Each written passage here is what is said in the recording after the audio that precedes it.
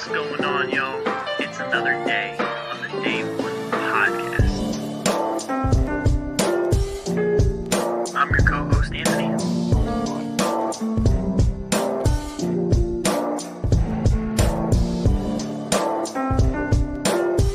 I got my co-host, Kyle. Say what's up.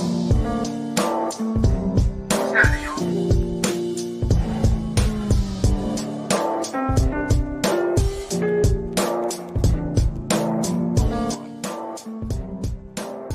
Let's get this shit going, baby.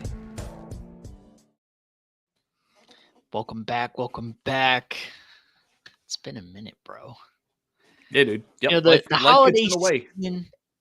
season and work just it's not a good mix for free time. Every spare moment has been, let's run to Marshall's and do Christmas shopping. Let's go to work. Let's go to Walmart and look for these new fucking hot chocolate things that I don't care about. Let's go there. Every couple of days, it's a new adventure. Especially this time of the year. Yeah. I mean, hey, it is what it is. The bosses want to do what they want to do, and we'll appease her. So Yep. it is what it We are is. not in control. So if you want to blame anyone, make sure you go into the comments and say, screw the Day One Podcast wives. Make sure hashtag screw the Day One Podcast wives. Perfect. What's going on, y'all? It's another day on the Day One podcast. I'm your co-host, Anthony. I got my co-host, Kyle. Say what's up. What's going on, y'all? Hey, we appreciate y'all for, holding it down. I know we haven't been locked in the last couple weeks. We apologize. I'm not hiding. I know the Eagles have been on a 3-game skid. I'm not hiding them right here. But like we said at the open, life gets in the way. We haven't been able to come on here and talk ball with y'all, but we appreciate y'all for tapping in, hitting the subscribe, hit that like button. But we back. We back. What we're going to do today, we're not going to do what we usually do. We're not going to do spread picks. I feel like, missing out the last couple of weeks. What we want to do is really find a state of the union. We're getting into a position here where a lot of teams are getting eliminated, and this is probably the week where teams will start clinching their playoff berths. There's a lot of stuff up in the air. I mean, between the 20 and the 1 seed is a matter of like 4 games right now. So there's a lot to discuss. So what we're going to do, we're going to start at the worst team in the league. Right now, currently the 2-11 Raiders, they're eliminated. We're going to start there, work our way up to the best record, who's currently the Patriots. And we're just going to discuss a little bit about what we see in the team, what they need to do, say in the offseason, what we expect the rest of the way, surprising stories coming out of the year, just kind of get a state of the union of where the NFL sits currently. Some teams will spend 30 seconds on, some teams might spend 20 minutes, i.e. the collapse of the Philadelphia Eagles. And, we'll go from there. And, this pod's probably going to be an hour and a half. It might hit 2 hours. We'll see. We got a lot to talk about. But yeah, I'm excited. Let's get right into it, dude. Hell yeah. Let's do it. Yep. So we'll start it off. Vegas Raiders, 2-11. They've been eliminated for a couple weeks now. They're on a 7-game skid. There's no hope in sight. Their win differential's like negative 130. Is there any redeeming quality out of this team other than because obviously Ashton Genty, Brock Bowers, that's going to be a unit for years to come as long as they keep them happy and keep them on the roster. But the Raiders have shown as an organization that they just can't build a relevant team. Yeah. And even with Tom Brady coming into the fold, you would have thought, this will get a little bit better. They got Geno Smith at quarterback, a couple pieces, drafted Ashton Genty, and no, hasn't happened. No, and we all thought like this was going to be a 4-horse race in that division. Raiders still being the worst team, but they no weren't one would have this bad. Yeah, no one would have been surprised if all 4 of those teams in that division made the playoffs this year. Right, but the Raiders are who we thought they were, ass. So a lot of it, has to do with offensive play calling. I know Chip Kelly, shout out. No shout out, actually. Fuck Chip Kelly. He got the boot. So shout out to Chip Kelly. He got fired 2 weeks ago. just him and Pete Carroll button heads. It's a shame. The Raiders have a storied history in football, and to see them struggle like this kind of sucks. But the only place you can't go lower than this. So the only place to go from here is up. They've been trying to go up for a couple years now, hasn't happened, but eventually the tide will turn. Yeah. Do you know what the contract is for Gino? Is it 3 years, 100? I think it is like 3 years, 100. Yeah, that's a little bit of commitment. Like to me, well, I guess coming into the year, hindsight's 2020. I mean, we really thought he had a couple really good years with Seattle. Coming into here, I mean, I guess the best prediction would have been he was going to be a bridge quarterback till they get in there what they want. Yeah. But that's kind of not how they built the team. Like, I mean, they've got young pieces ready to go. Now would be the time to pay a quarterback because they've got a bunch of young talent on the offensive side. They had Kobe Myers to start the season. They traded him mid-season. And Smith arguably had one of the worst starts of the year by any quarterback. It probably was. It was horrific. Yeah. Just every week, 2, 3, 4 turnovers, like just disgusting display of play. And it really has not gotten better. I mean, he's kind of leveled out his play, but the team's just so bad that it's not really making an impact on winning. And Ashton Genty in his rookie year, it's not really his fault because that offensive line is horrific. But they don't utilize him well at all. No. A lot of it had to do with Chip Kelly. I mean, even from the stance in the backfield, like we know his famous Michael Myers stance, and that works well for him. This motherfucker, Chip Kelly, was like, nah, you got to change that. Bend your knees. Be like a traditional NFL running back. And he struggled until, he went back to what he knows. Yep. So, the coaching staff kind of being out of touch with what their players do. Not that Pete Carroll's a bad coach, but, when your assistants can't utilize the talent, there's only so much that you can do. Right. But yeah, I mean, it sucks, but that's just kind of the reality of poor franchises. Yeah. They have a bright future if they can get the right quarterback in there. It's just a matter of like Pete Carroll taking this job. How long do they really have with him there? I mean, you know what I mean? So we'll see. We'll see. Because as soon as they get rid of him, it's essentially a hard reset because you're not going to find. It's hard to find a head coach as good as Pete Carroll. So they're kind of in between a rock and a hard place. But that's 2-11 Raiders for you. Next team, Tennessee Titans, same record, 2-11. Have not won a game at home this season. They are 2-4 away, 0-7 at home. That's got to be horrible as a Titans fan. The season ticket holders are probably wanting to fucking kill themselves. They have the worst point differential in the NFL by a wide margin. They're minus 156. That's an average of losing by 12 points. That's horrible. So, not the least scoring team. That is the Raiders. But they are coming off a win. Doesn't really matter. They are eliminated. What have you seen in Cam Ward this season? I think he's got nothing to work with. Nothing. He's got absolutely nothing to work with. Yeah. I mean, it's hard to get a gauge because he literally has nothing to work with. Yeah. But I mean, he's shown flashes at some points in the season that there's a little something in there. I mean, his problem is that they just need to give him some competent pieces to work with.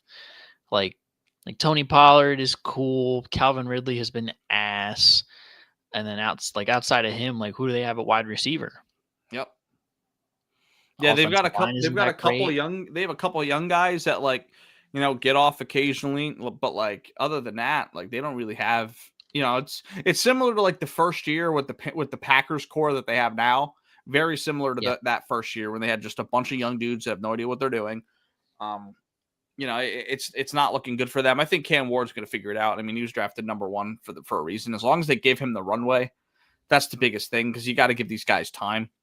We're very quick in this day and age to, give up on NFL quarterbacks. Think about this 2 years ago. We were Mayo men on this program for Will Levis. Yep. Now we haven't heard his name since. No. I mean, the worst example of it's Josh Rosen got a year, 1 year. Yeah. Mm-hmm. And boom, they drafted Kyler Murray next season. So,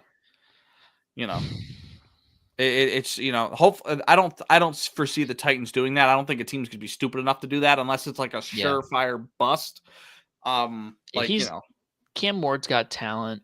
Yeah, they're gonna let him. They're gonna give him a little bit. They gotta build that thing around him, and the defense too hasn't been that great either. Yep. Yeah. So Titans 2-11.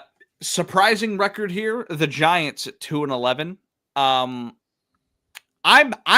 actually think this is the most fun 2-11 team I've ever seen. Jackson Dart's really fun to watch. He's good. I think he's good.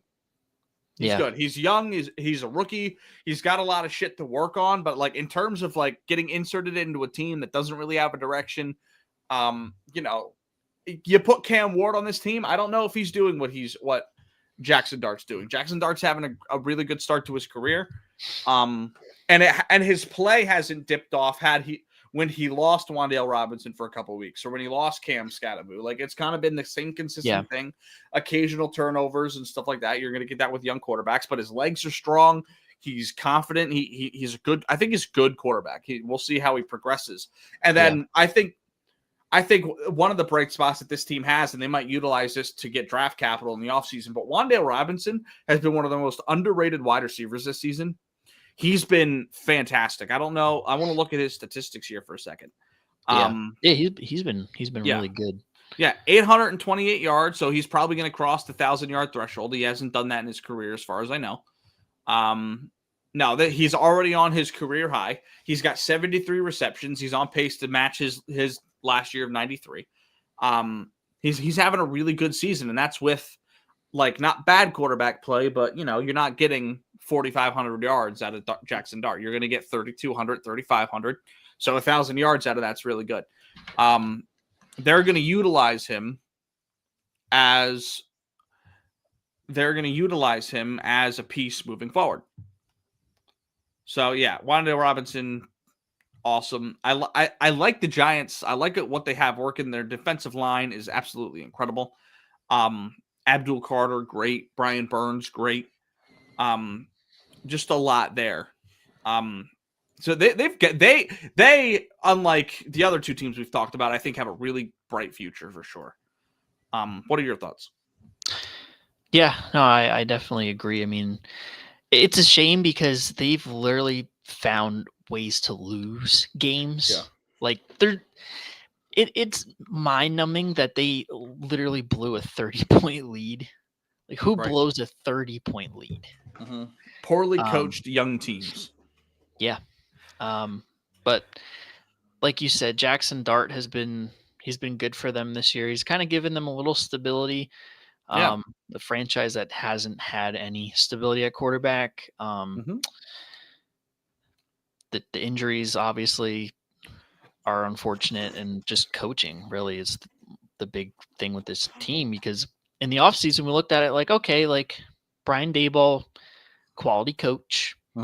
They made some moves. Defense is good. Offense, we'll see what it is.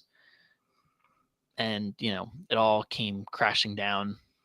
But they'll definitely be back next year. I'd say they're probably I think they're similar to like what the Patriots trajectory was like when they drafted Drake May.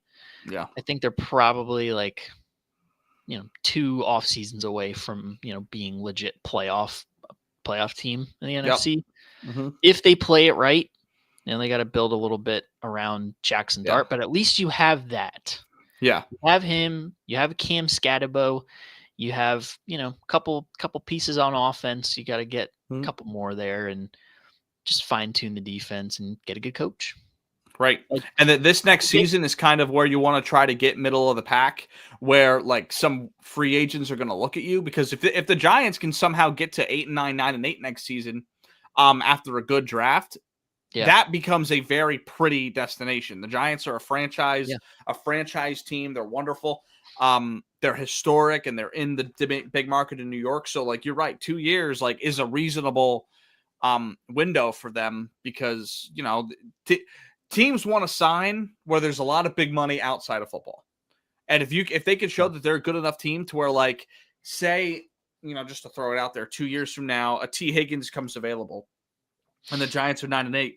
If he wants to come in there and be there one, and he gets the market out of it, gets the high contract, he gets all of it out of it. Like, that's a good pickup where a team in the similar position, like the Cardinals, where that aren't in the biggest market, might not get the same opportunity from a free agent. Yeah. So, they have that added in bonus.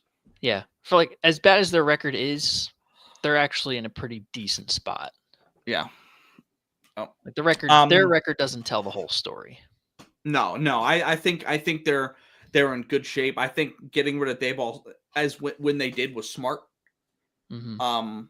Because you give an interim a chance to figure out what give an interim coach an idea of what he can do. See if you like him. If not, you go through the candidates. This will be a popular destination. Yeah. Because they've got some things in the works. I mean, not to mention, arguably one of the best rookie receivers the last 10 years, Malik Neighbors, is going to be back next season too. We'll see how he is with his leg, but still, he was nice for them early in the year. Again, another example of Jackson Dart's play not falling off. So Yep. Next team, another New York team, the Jets.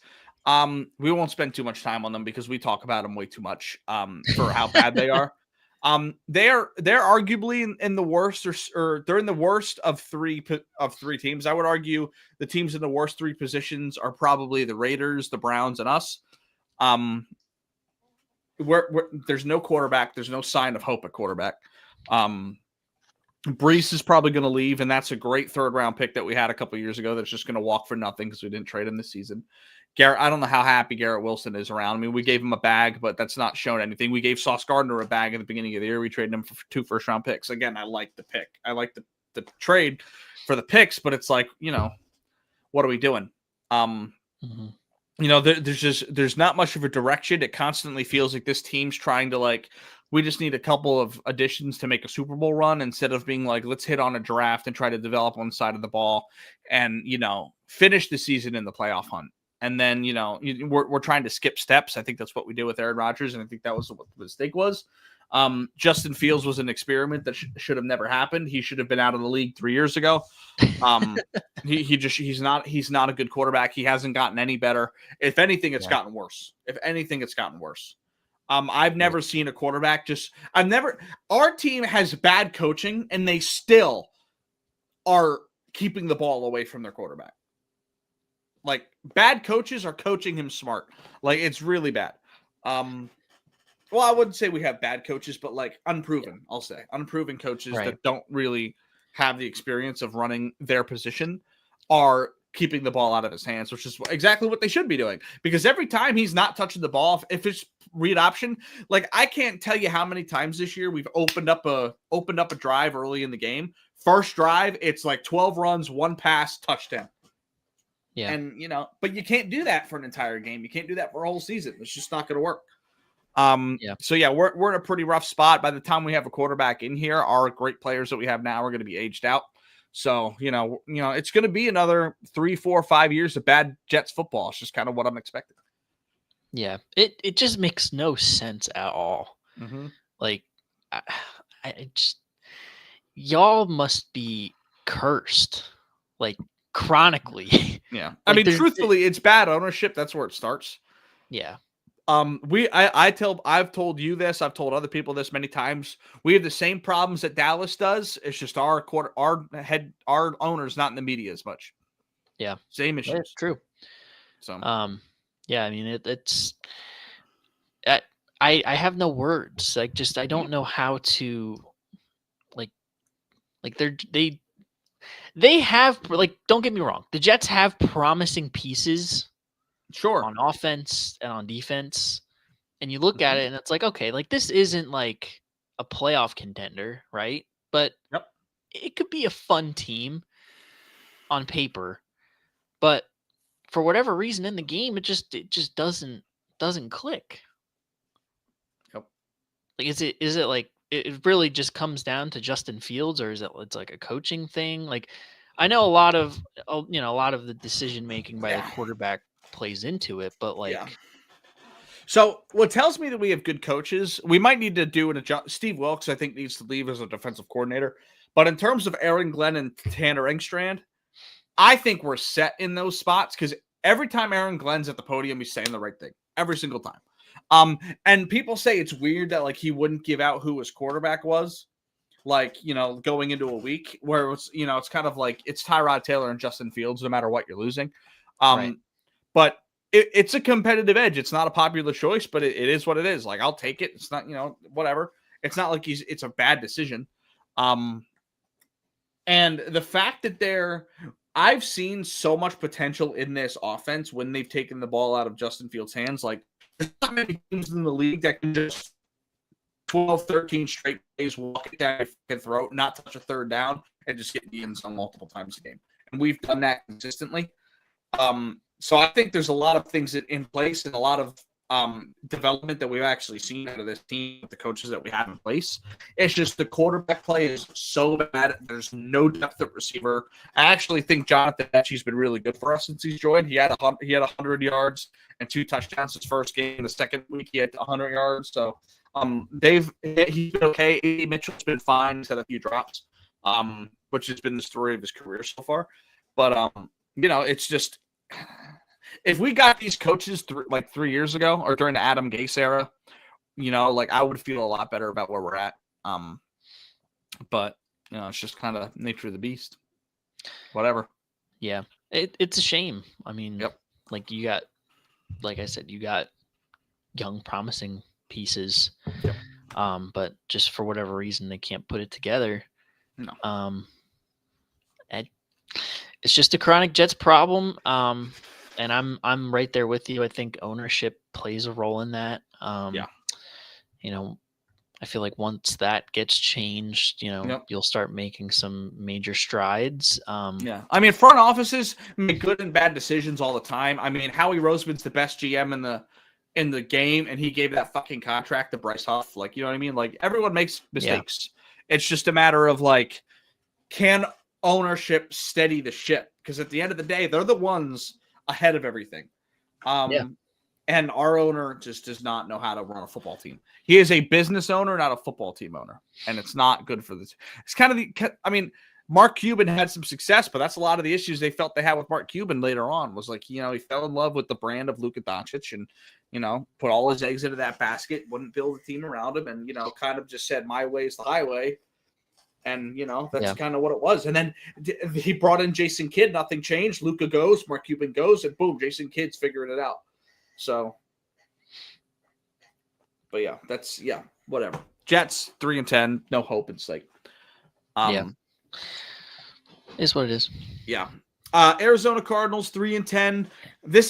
I am unfamiliar with their game. I have not watched very many Cardinals games this season. They are on a 5-game skid. So at one point they were around 500. I think it's clear Kyler's done there. Yeah, he is. Yeah. They're not even bringing him back to play, and he's healthy. Yeah, he got shut down for the season with that injury, but you know, you like to imagine that, you know, he's probably on the way out. Offense, you know, they've just been mired with injuries. You know, their top 3 running backs pretty much out for the season, so that's been a challenge. Marvin Harrison has been in and out of the lineup all year. And, you know, a Jonathan Gannon-led team just playing like ass. Jacoby Brissett has been a decent bridge, though, for them as of late. But, you know, you only do so much with Jacoby Brissett. I don't put much of this on Jonathan Gannon because I think when they had a healthy team last year, we were talking about how he had a nice renaissance last season and the team was performing and they had some good things going for them. So I'm going to give him a little bit of slack here. I like to give him a little bit of shit because of what he did to us, but right. Yeah, I mean, a lot of it has to do with injuries and just the Kyler Murray situation not really working out. Yeah, that's really their problem. Like once they reload a little bit, we'll see what the new quarterback situation is. I mean, is there really like a decent option in the draft this year, though? From what I understand, this Fernando Mendoza guy, like people are really buying into right now. I take with that information what you will, but I think he's in Iowa State, and he took Ohio. I think he beat Ohio State this season. I don't know, but like he had one of those performances where it's like a guy in a lower end school taking on a juggernaut and he beat him kind of situation. Like a lot people think he's good. He's not like a blue chip certified guaranteed guy, but like we've had some drafts the last couple of years where we're like unsure and turned out to be a couple guys in it that turned out to be well. Like he's probably going to be one of them. Yeah. But yeah, he's someone. But their problem is they're too like as long as they're behind the Jets in the standings, they're not getting the top quarterback. We're probably going to get them because the Giants aren't taking one, the Titans aren't taking one. I'd like to think the Raiders aren't going to because they have Geno Smith on this contract. And top 3 pick quarterbacks, say what you want about a rookie contract, they're still not cheap. So like, he's going to be making close to what Geno is going to be making if they draft someone in the top 3. So, but yeah, I think I don't think the Kyler Murray experiment wasn't a bad thing because he was the guaranteed number 1 pick in his draft. Obviously, everyone had the size issues. It really just came down to health and drive in the last couple of years. But the first 3 seasons, we were like, okay, they have something here. And sometimes quarterbacks fizzle out. I don't think that's necessarily a ownership problem. I wouldn't have given him the contract they've given him. Have had his issues that they had along with his size and all that kind of stuff. But size and health played into it. And I with all the character stuff and the stuff that came out about the contract clauses and things like that a couple of years ago, I wouldn't have given him another contract. No. But what do I know? I don't run a football team of that magnitude. So but it's double-edged sword because he's such a box office item. When he's healthy, he's so much fun to watch, even when he's got nothing around him. Yeah, but that's that question that you got to ask as an NFL team. Do you want a guy that's gonna sell tickets and give you stats, or you want a guy that's gonna get you wins and championships? Yeah, that's for sure. Yeah, Kyler Murray won't do that for you, but we'll see. We'll see where they go. I mean, it's not a bad team. Just mired with injuries, and the quarterback situation hasn't been good. No, so they'll be humming quarterback. Yep. The Browns, they've got arguably the greatest talent ever at defensive end right now. Myles Garrett's going to shatter the sack record. I think he's only 2 sacks away. Yeah. Could you imagine if he was an Eagle, bro? I'll tell you right where he's at, bro. I'll tell you. I would have given up the 3 first-round picks for him. Bro, we're going into week 15. He's at 20 sacks. He's 20 even. He's gonna break that record. He's gonna break it this week. Yeah. Who is he playing? He's playing Chicago. He's gonna break it. Well, we'll see. Maybe. Yeah. I keep talking about Chicago like they're ass, but they're 9-4 and they keep winning. Yeah. That's the highlight of their team, really. I mean, they have nothing else. Nothing. Yeah. They still have Deshaun Watson on the books. That contract's still getting paid. You really Shador bro. Hey, listen. Well, it's been passed. Okay, it's alleged at this point. Oh, okay. Water under the bridge. Everything's been thrown out at this point. All right, it didn't happen unless it's But anyways, they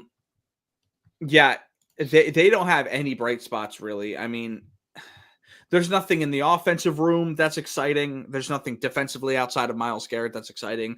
Every year they want to move off of Denzel Ward. Shador Sanders, I guess, is exciting, but it seems like they're setting him up for failure. Did you see what happened to him last week?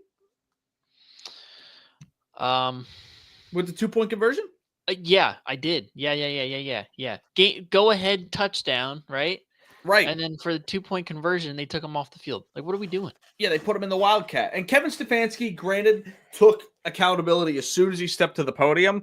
But, to me, that's sending a message that you don't trust your quarterback no matter how good he plays. Yeah. I think that's just such a shitty situation for Cleveland because, they not only they drafted Shador, but they drafted Dylan Gabriel and was like, all right, this is our guy. And then they got kind of conned into drafting Shador Sanders by ownership, and they were like, we don't really want this guy. Right. Turns out he's better than the guy that they did want. Yeah. And like why don't you just roll with him? Like he showed that he's serviceable. Yeah. Shador's good. He's good. He's fine. Right now, he's fine. He needs to get a full like he hasn't been getting. That's the other thing too. In practice, he's not getting any good reps. He's barely getting scout team reps. Yeah.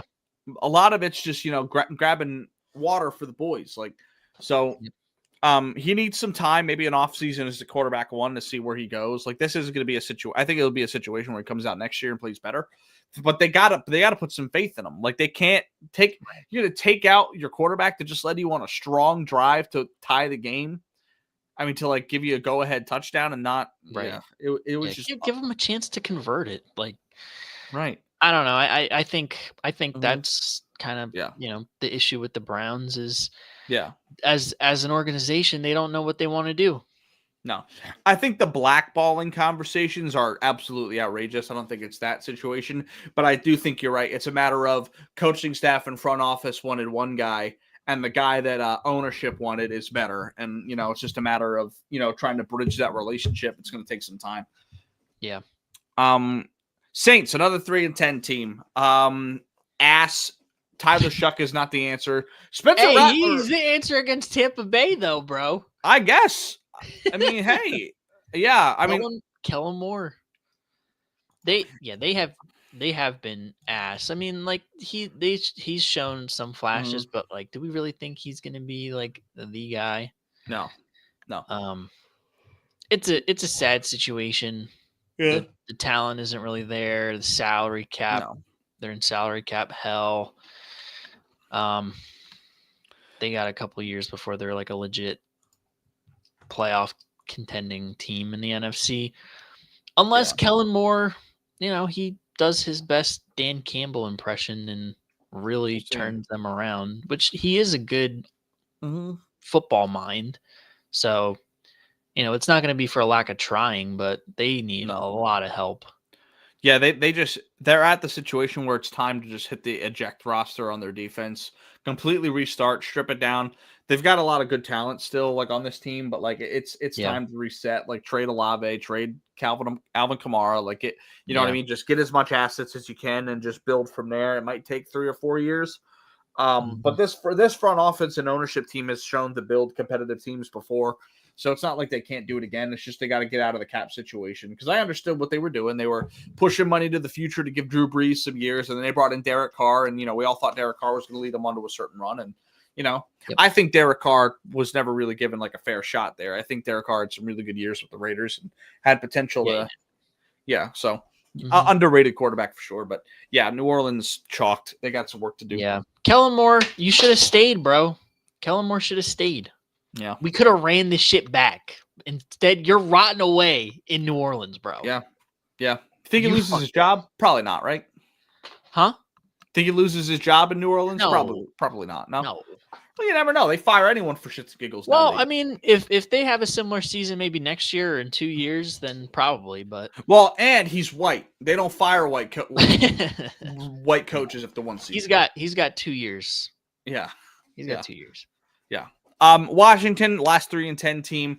They're on an 8-game skid. Jaden Daniels has not been healthy at all. A lot of their team has not been healthy. It's old. We've talked about it. Zach Ertz is done for the year. Austin Eckler's done for the year. This is a matter of they just need to kind of hit the reset button everywhere but quarterback. Just go. And wide receiver room. I think they're fine there. They got some work to do. They got to retool. Go out there and have a killer draft. I like what they did for last year. Like you go out and get some talent and try to do something early. And they had a good season last year. It's something to be proud of, but that wasn't going to be a recipe for long-term success. Right. So they just got to kind of hit the eject button on all these old players and get into the draft and do some work. That's really all they need. The problem there is like they don't have a lot of draft capital. And a lot of these players that they've paid, like they've paid like pretty good money for. They got these guys locked up for a while, like Terry McLaurin. Like, say what you want, he did deserve the contract, but like, this whole holdout situation really screwed them because he didn't get a chance to be in the offseason program and get ready. He, ramp him up. He gets hurt and he's out like half the season, and then Jaden Daniels being hurt. Like it it sucks. We knew that they would fall off, but like we didn't think they'd fall off like this. But I think if they were healthy, they would have been a solid team this year. yeah, they Like would if have been like around 500, I'd say. yeah. Um, Yeah, that would have been like the expectation that it wouldn't have been necessarily a disappointment. This is a Yeah. disappointment because they've gotten really hurt and they're not going to get healthier because they're so old. So, yeah. yeah. But again, like even with Jaden Daniels there, like putting him back out there after that gruesome elbow injury with nothing Right. to play for, just park bro for the season. Yeah, not good. They don't make any sense as an organization, but it's not my problem to be had. Nope. Like this is what happens with Josh Harris led sports teams. They're on that like youth movement trajectory, the organically progressing to be a top team. And then they just kind of nuke it. They put it in the microwave and nuke it with a bunch of vets and stunt the rebuild. And that's where we're at with the Commanders. The unction is not unctioning. No, it's not. It's definitely not. Let's see. So next team, the Falcons here, they're 4-9. Another team that I think that's losing a lot, but has some things to look forward to. I think Michael Penix has been good this year. He's got some work to do. He's only got 3 picks. I don't think he's got many fumbles. He's got 1 fumble, so he's only got, and that wasn't even a loss. So he's only got 3 turnovers on the season. He's been out for a few weeks now. It's been Kirk Cousins. Yeah, he's out for the season. Yeah, that's really the problem with Michael Penix. Like, yeah, all of these injuries, like season-ending injuries that keep piling up. Like when it comes time to give him a contract, are you going to give Michael Penix a contract? Because talent-wise, like, he's not bad. He's good. He's solid. Yeah, he's won some games, but the injury factor is just it's year after year at this point. Yeah. The best of ability is availability, and he does not have it. Yeah. Well, Justin Fields is available. I'd rather him injured at this point. But I get your point. Yeah, I don't know. The thing that's working on his side is that he had a good start to the year. And he's got 2 years left on his rookie deal. So if he can muster up 2 healthy years in a row, these next 2, I think he'll be off and running if he can get his body right. Chances are, honestly, he probably won't. I mean, you look at how it's literally knee and Achilles and ankle. Like that's literally what it's been every year. Yep. It's a shame.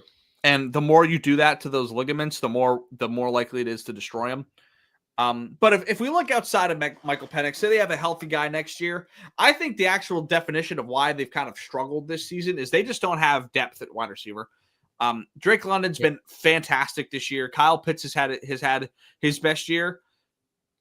The next best receiver is Darnell Mooney, who's only played 11 games. He's got 22 catches for 300 yards. Like that can't happen.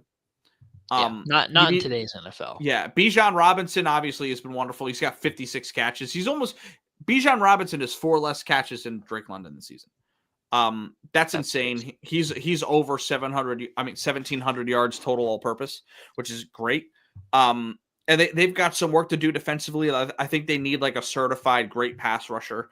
I think they're on the cusp of making a playoff push. Theoretically, if Michael Penix is healthy next year and the team's roughly as is with a couple pieces, I think they could, especially in that division.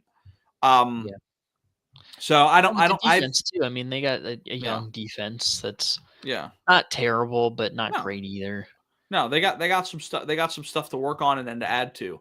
But I would say overall they're trending up with a little bit of caution with health at quarterback. But yeah, definitely.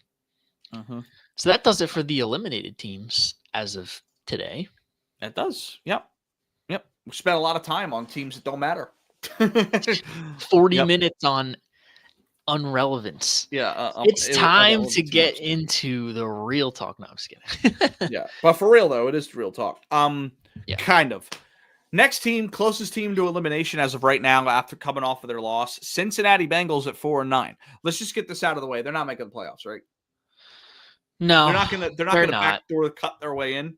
No, I highly doubt they're gonna backdoor their way in. What's their next their last few games here?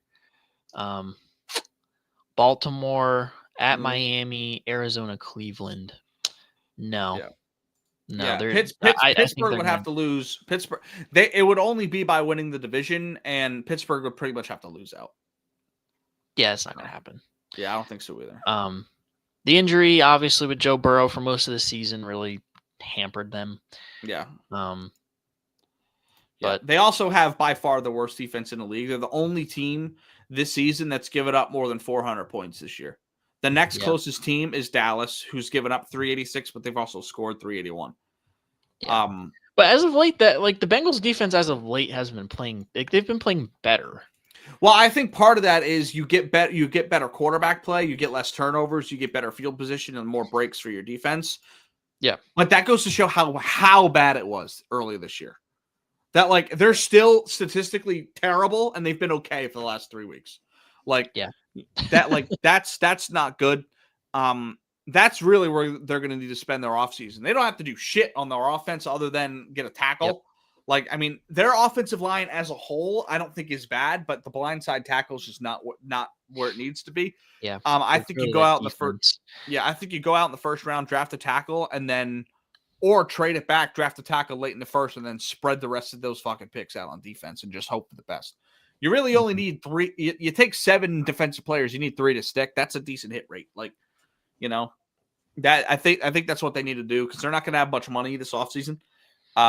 It's all locked up on that offense. So, yeah, it's just Chase Brown's been really good for them. So I think if they could get a good defense, they'll have a nice complementary offense next season as long as Burrow's healthy. And that's a big if. We love Joe Burrow. We think he's a top guy in the league in terms of ability, but these injuries they're adding up. So yeah, yeah, it's true. But they're probably all but done this year. Problem is, can they really go out and get anybody in free agency on defense? You can always go out and get guys that are going to make an impact. You know what I mean? There's always guys available for cheaper than what they should have been, and they have it. You know what I mean? Like the Zadarius Smiths of the world that come in, a couple years ago when he signed with Minnesota and was or Green Bay when he signed there, for cheap and was dominant. You're going to run into those. Not to say they'll get one. They need to hit on the draft. That's what they have to do. They need to go out. They need to get a linebacker. They need to get edge because Shamar Stewart has been awful. And I think they're actually okay at corner, but they're going to need help there because they're getting old. They've got to completely redo the defense. Yeah, I say draft a tackle and then put the rest towards defense. That's all you got to do. Yep, I agree. Mm-hmm. The only 5-win team in the league, the Minnesota Vikings, they are coming off of a win this past week. Honestly, my only takeaway for them is pretty much stay the course. I mean, J.J. McCarthy and Jackson Dart are very, very similar. I mean, they're kind of like fratty white boys, so maybe that's part of the reason why they think they're similar. But but J.J. McCarthy, I mean, he goes out there, he's confident, he throws picks, he forgets about it, he moves on. I think he's got some work to do in terms of accuracy. I think they could get some help at running back because Aaron Jones is not going to be 28 forever. It feels like Aaron Jones has been in the league for fucking 15 years. I think they're good at receiver. Jordan Addison and Justin Jefferson are great, but if you're not getting them the ball, it's not good. Their defense is aging a little bit, but it'll always be good as long as Brian Flores is there. So yeah, for me, it's pretty much stay the course, hope for health, get a running back, fix the line a little bit, Yeah, I mean that's pretty much where I stand with it too. It's really you're just trying to have your rookie quarterback develop. I feel like for the most part the team is set. Obviously, you want to get the O-line a little bit better and retool the defense a little bit, but the defense has been good. Yeah. They obviously have talent on the offensive side of the ball. It's just a matter of J.J. McCarthy, putting it together and developing and being more consistent because we've seen flashes. He's had some pretty good moments. Yep. But he's also had some pretty bad moments too. That have costed them some games. So that and like you said, the running game, they gotta get some youth. I mean, Jordan Mason hasn't been terrible. Aaron Jones is getting older. But we'll see. They're not in a terrible spot. I don't think they're going to make the playoffs, but no, they're not. They just gotta it's stay the course, develop the quarterback this year and next year. I mean, expectations will go up a little bit next season because the roster is in such a good spot. But again, 2 years sometimes isn't enough for some of these quarterbacks, so we'll see.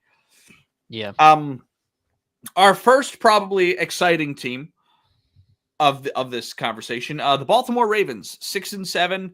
They are a team that, as of right now, has opportunity to make the playoffs. I'd say of all of them, they're only one game out of their division behind Pittsburgh, and Pittsburgh has been falling off quite a bit. Do you think that they're going to take over and win their division? I don't know. Because Pittsburgh has to finish off with Dolphins at Lions, Browns, and then week 18 is Ravens at home. I guess my question is, can the Ravens get to week 18 to where it's that win and you're in scenario? Who do they Let play? me just pull up the Ravens schedule here. So you have at Cincinnati, New England, Green Bay, and then Pittsburgh. So can you get to week 18 and knot it up with Pittsburgh? Do you think they can win out to week 18? I don't know. Yeah, I don't know. Even if they're tied at week 18, like beating Pittsburgh in Pittsburgh, no matter where they're at, it's tough. Like, yeah, I don't know. We'll see. I think right now I'd say it's 50-50 because I think Baltimore is an overall better team than the Steelers. I have a little bit more faith in them to reel off some wins and some tough wins at that. I think if one of these games were for them to drop of that stretch of 3 games here, probably the one in Green Bay, because I think they've been able to rattle Cincinnati. New England, we'll see. That's going to be a test for New England. They're playing in Baltimore. But Green Bay is going to be tough. But yeah, I mean, they've kind of rebounded a little bit. Lamar Jackson's been playing a little bit better. But again, he's also had his moments where he hasn't looked good. No. I have no expectations for this team with the playoffs. I think their secondary can still be absolutely had. They can get run on. Derrick Henry has been much more inconsistent this season. Part of that might be not without playing Lamar, but Lamar is hampered by this injury. He's not running at all. Yeah. I don't think he's got a game over 35 yards since he's been back from injury. That is not consistent with Lamar. So right. Yeah, that's definitely an issue. So I would probably say no. They're probably out for me. Yeah. Because like I said, if the road for them is to get to week 18, win out to week 18 and hope Pittsburgh drops one. I don't think they can get there though. Like I think Pittsburgh could probably drop one from now till then, but I don't think Baltimore can win out. I don't think so either. They're going to lose one of those games. Yeah. And, just the receivers, like I know it's been like a running theme of his career, but he just doesn't have like Zay Flowers is cool. They need depth is what they need. And they need depth. They need players that they can scheme for and scheme around and do different things. Like that's the beauty of a team like the Bengals or the Cowboys on offense is you can do so many things because you have 2 guys that can do a lot of things.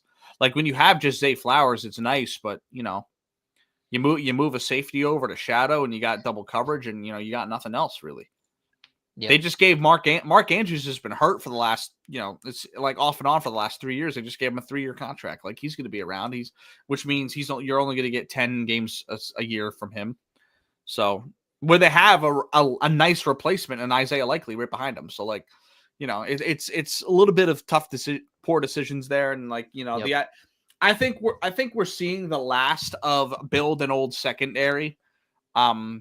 In the league, we've seen it with a couple teams here that getting a bunch of old players in your secondary is just not working. The Ravens are not doing well with it. The Steelers did not do well with it. Yeah. There's a few teams that it's just not working for them. But we'll see. But yeah, I think the Ravens have a chance. I just they gotta win out probably because the Steelers I don't think are going to go 2-2 the rest of the way. Yeah. Next team. So I actually think this team is more out than the Ravens because the Ravens can actually make the playoffs based off of winning the division. That's not happening for this team. Kansas City 6-7, which is crazy because they have a plus 63 win point differential. The problem is they can't travel. They're 1-5 on the road. That's bad. That is by far the worst in this bracket. The next worst team is Washington at 1-6. They're the only team, they're the only team still standing viable for a playoff spot with only one win on the road. That's not good. Wild. Yeah. Which is crazy, yeah, to think about. Yeah. You know, the big bad dynasty of the Chiefs, and now they're about to miss the playoffs. So I will say I don't think they're done by any means this season for sure. But this is a team that I think will come into this offseason with a different agenda, especially the front office. I think they're going to get a running back. I think they're going to get someone that they can give the ball to 20 times a game and they can get 100 yards consistently. I would expect them to come out next year with a good running game. Other than that, where else are the issues? I mean, I think they need help at edge. George Karlaftis is good. They need someone to complement him for him to be great. I think Chris Jones is aging, but if you get a nice young pass rusher over there, you work those three as a trio, that's good. Linebackers are great. The linebackers have been great for years. They're going to continue to be secondary, great. I would say they probably need some help. Yeah. Trent McDuffie is cool, but the opposite corner there, Jalen Watson needs help. The safety room needs help. They losing Justin Reed was tough for them, and it showed. I mean, we saw that when they lost. Who did they have? Yeah, they had Teron Matthew. They lost him. They brought in Justin Reed, and for 1 year it didn't work. And then Justin Reed clicked, and right back they were where they were. I don't think they actually need much. I just think that the issues that they have are so glaring this season that you just can't overcome it. Pat should not be your leading rusher when he's not a consistent running quarterback. If Lamar is, it kind of is what it is because Lamar's going to run like crazy anyways, whether he has a great running game or not. Pat should not be getting out there 11 times a game for 60 yards every single week. It should not. He shouldn't be doing that. Though, the underappreciated thing about having a good running game is it's rest for your quarterback. It's hand off, and I'm just going to stand here for 10, 15 seconds and catch a breather. Pat doesn't get to do that because they just don't run the ball enough. That's been their main issue all season, really. I've been saying it all season. They're one-dimensional. Stop the run. Make Patrick Mahomes step him in the pocket and force him. Force contain. And they're cooked offensively because when he feels pressure, he's gonna step up in the pocket rather than try to bounce out to the edge, and that's kind of been where they've gotten got. So, and even the greatest of all time, the Tom Brady's, the Montanas, the Mahomes, you have to have a complementary offense. One-dimensional offenses don't get it done unless it's the greatest of all time. Right. Good running game, competent coaching and play calling. These things matter. Yeah.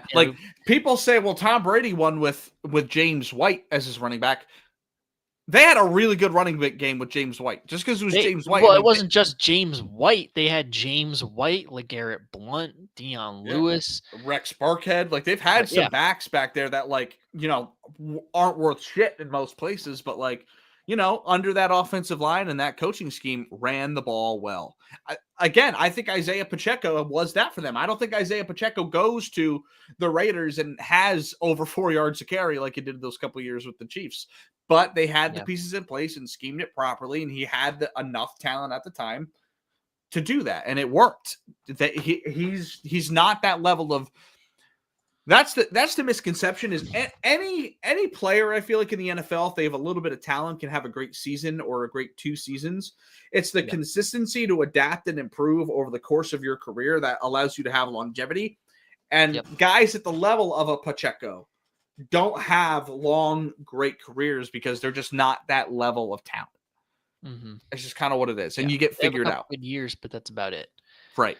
And you're kind of seeing with the run game, you're kind of seeing the shift from by committee. 10 years ago, mid to late 2010s, it was big by committee was the way to go. You saw with the Patriots, saw with us the year we won the Super Bowl.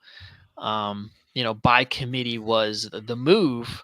Yep. Now you're seeing, you need that elite bell cow in the run Mhm. game that, is going to make those home run hits and take stress off of the quarterback. Yep. And the Chiefs have been slow to adjust to that from Yep. a roster construction standpoint. I think, like, for them, if Brees Hall walks, like, that should be your number one target in my mind, and then you're all the way back. Yeah. Yeah. Yeah, I don't think they needed to do much. I mean, a lot of their team is locked up next season. Especially all the key maybe pieces. even like another premier pass catcher. Right, yeah. Next to Rashee Rice, because you don't know if Travis Kelce's going to be gone or not, so that's right. And I don't think I think Hollywood Brown was a good fill-in. I don't think he's the answer.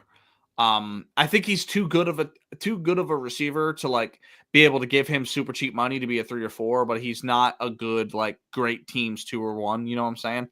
Like Right. he's right in that middle ground. So I think if they go out there and He's a 2. like, yeah, you have Xavier Worthy. He's nice. He's going to be your 2. You go out and you get a guy that can move the chains. Like I think Adam Thielen would be great for this team because they would actually use him. Yeah. Maybe he's over the hill at this point. We don't know, but say he's not. If he's got it left in the tank, like that is a nice pickup for this team. And they've done it with guys in the past. I mean, DeAndre Hopkins was on the Chiefs. Like there's a couple guys that have, so we'll see. Miami 6-7. Once again, I don't think they're making the playoffs. Tua is just the most interesting story ever. I mean, it's 4 interceptions one week, and then it's 85% completion for 4 touchdowns the next. Yeah, they might get Tyreek back. They might not. Tyreek probably. I wouldn't bring him back. I would use whatever contract stipulations you have for injury to try to move off of him. Mm-hmm. Shanahan is a great spot for this team. I think Waddle's nice, but they just don't have anything really. Yeah, Dolphins are they're a weird team. You're not really sure what you're getting with Tua week in and week out, like you said. I don't know. They just kind of came out of nowhere and got hot. They're on a 4-game winning streak. Yep. I mean, we'll see kind of what happens on Monday night against Pittsburgh. Yeah. But I mean, they got that'll be a big win for them if they can get it. Huh? I said that'll be a big win for them if they can get it. Yeah, for sure. But do you think like they went out at a chance at the playoff spot? I don't know. I mean, 10-7 will probably get you in, but no. Yeah, it's gonna be tough though. Mm-hmm. It's definitely gonna be tough. Yeah, we'll see. I do think Mike McDaniel's not. I don't think he's a head coach. I mean, I think he had some good years because he's so great offensively, and I think he's probably if he became an offensive coordinator tomorrow, he's probably the best one in the league. But yeah. I think getting him in front of a podium is just not healthy for this organization. There's always questions of like, what the fuck's wrong with this guy? Lock him in an office, have him write your fucking scheme, call the plays, and just move on. I think I would not bring him back personally. Dallas, the definition of 500, the only 500 team in the league. They are 6-6-1. What a weird team, dude. Because I actually find myself rooting for them at this point. You obviously don't, because you're an Eagles fan, but like their offense is so fucking fun to watch. It's so dynamic. It's so fun to watch. Dak has been awesome this season. It's one of his best years that he's had as a pro. It's similar to the Bengals where their defense is just so horrid. But like, they've got some fun things going on. Like Quinnen Williams has been nice for them, and their secondary's playing all right. And but their offense has really been humming. I think they have an outside chance of making the playoffs. I would probably put it at like 50% because Yeah, but by division too. I mean, like depending on how things look with us the last couple weeks here, like Dallas wins out, and I mean, let's look at it. They got Minnesota, LA, Washington, and the Giants. I mean, maybe the LA game is the backbreaker for them. But they're very much in play. They've been one of the hottest teams here over the last few weeks in the NFL, which crazy to think about. Ever since they traded for your boy Quinnen Williams, like it's like a switch flipped, and all of a sudden George Pickens is an All-Pro. And it's not just that he's an All-Pro. He's a quiet All-Pro. He's not Yeah. loud and obnoxious and distracting like he was in Pittsburgh. Yeah. Or even like the start of the season. Right. He's been playing a lot better. Mhm. And he's been playing well with CeeDee. We thought it was going to drop off. It hasn't. Yeah. Yeah. He's complimented CeeDee Lamb very well. And even the run game's been, a pleasant surprise. Javonte Williams has been balling out. Very, very underrated run game for Dallas. And they're definitely in the hunt. They need a lot of things to go right for them, though. Yeah, they do. They're an outside chance, but they are an outside chance. Yep. But if we repeat 2023, they will probably win the division. Probably, yeah. We'll see if we do, but yeah, at this point, yeah, they're definitely an outsider looking in, but they are on the doorstep for sure. My other thing with them too is like it's a shame because I think their offense is so great. But knowing their ownership / general manager, they're not going to change this defense next year. It's not going to be much better. Even if it's a little bit better, it's not going to be good enough. Like you can change one side of the ball with a good management team and good front office. You can change one side of the ball in an offseason. We've seen it before. We've seen it a lot with great general management and stuff like that, but they just don't have it. So it's not going to be good. Like this team, by the time the defense is good enough, the offense will have soured out, unfortunately. Yeah, which is what we kind of saw last year. Right. And the thing that I hate too is like we talk about like the hatred for the Cowboys. I actually love a lot of players on their team. I think Dak's awesome. I think he's got some of the best intangibles in the league. I think CeeDee Lamb is incredible. Javonte Williams is such a nice story. The stories that they have on the offensive line and like how, like the young guys and the way they've rebuilt it since the like Tyron Smith, Travis Frederick, like those guys, like since they rebuilt it from then without really missing a beat. Like, Tyler Smith, Tyler Guyton, Cooper Beebe. Right. It's such a good story. And like, it just sucks that like, this is the franchise that they're in and this is the ownership that they have, because if they had solid, stable ownership, this team could really thrive. But we all know it's always been the ownership that holds them back. Now, maybe Dak's not good enough to be a Super Bowl quarterback. We don't know because we've seen way worse quarterbacks win Super Bowls.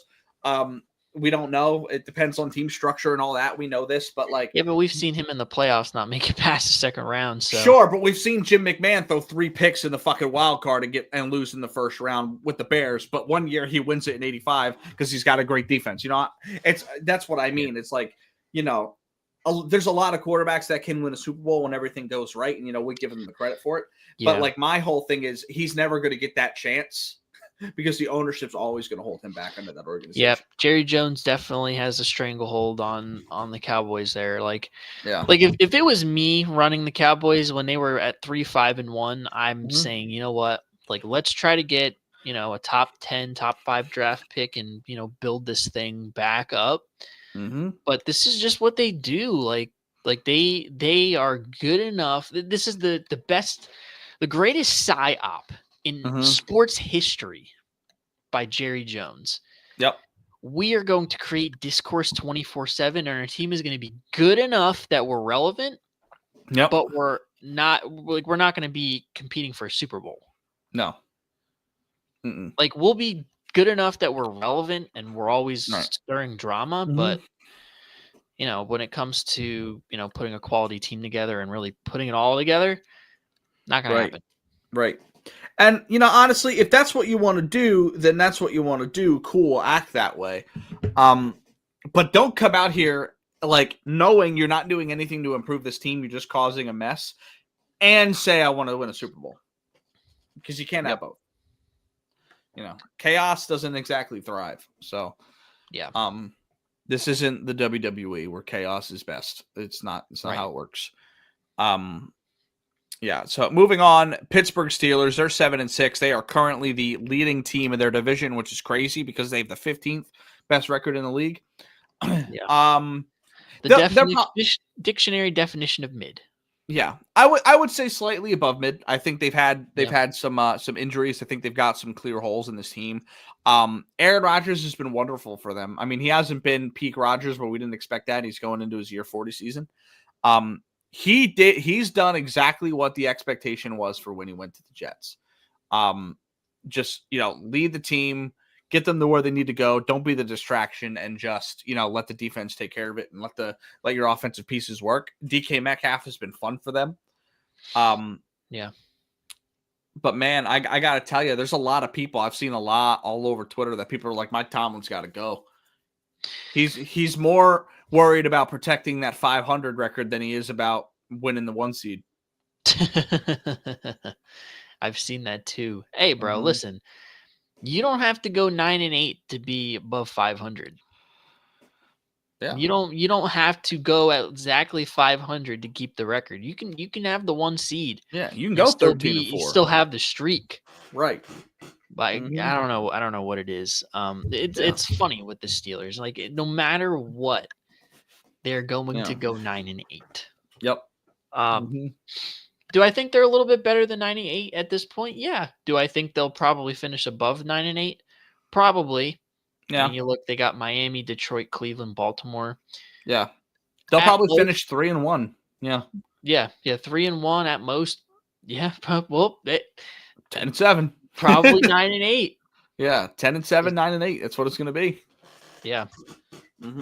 Yeah. I don't know. I mean, they're a good watch, and I think in a close game with that defense, if you rely on that defense to win you a game, I think they could. Like, this is a team I could see upsetting someone good in the playoffs, especially the way we've seen some of these quote-unquote great teams play. Yep. Everyone's gettable this year. Everyone's gettable. There's not a clear front runner this season. It's nowhere close. There are 10 teams that if they step foot in the Super Bowl, we wouldn't be surprised. Yep. So, is Pittsburgh one of those that we wouldn't be surprised? No, but to beat one of those teams that we expect to maybe make the Super Bowl, I wouldn't be surprised. Maybe beat 2 of them. If Pittsburgh shows up in the conference championship game in that AFC the way they're playing, I wouldn't be surprised. Yeah. They've got championship pedigree. They've got a good to great defense depending on how they play. And they've got a consistent, no bullshit, no turnover offense. Like they're good. They're good. So, I mean, we'll see. We'll see what it turns into. But you're right. They kind of are close to the definition of mid. I mean, they're a -3 point differential, 4-3 at home, 3-3 on the road. Like, it's pretty consistent. But we'll see. Like, the expectation though isn't to win a Super Bowl with this team. I don't think it was coming into the year. So, yeah, the expectation was 9-8. So. And they're going to meet it. Next team here, a little bit of a fall from grace. Rest in peace, Baker Mayfield truthers. Tampa Bay Bucks, 7-6. They're coming off a 1-game losing streak, but they've lost, what did you say, 6 of the last 7? They've lost 6 of their last 7. They have quietly collapsed from the top of the NFC. They are currently, leading the NFC South. But right on their heels is the Carolina Panthers. Yep. The Bucks have, a couple head-to-head tiebreakers, but they will be playing 2 of the last 3 weeks this year. So really the only way Tampa Bay gets in the playoffs in my eyes winning the division. By winning the division. Yep. And I mean they're getting Mike Evans and Jalen McMillan's back. Bucky Irving came back last week.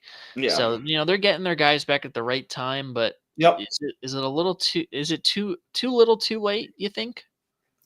I don't for this team. Here's why. I think this team could actually make a run, and I'll tell you why.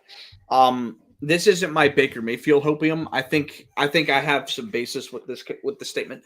I think a lot of what we saw early on in the year was great, and it was consistent with what we've seen from Baker over the last couple of years. I don't necessarily think he's the worst of it. I think the Emeka Egbuka stuff was a little bit of fool's gold. Whereas, what do we talk about all the time when you insert a rookie or insert a quarterback for the first time in a system? You don't have any tape on it, so you don't know what to expect, and therefore they have free reign to do whatever they want. Emeka Egbuka, I think, was that early on in the year for the first half especially, because he has not been the same receiver as he was the first 6 to 8 weeks of the year.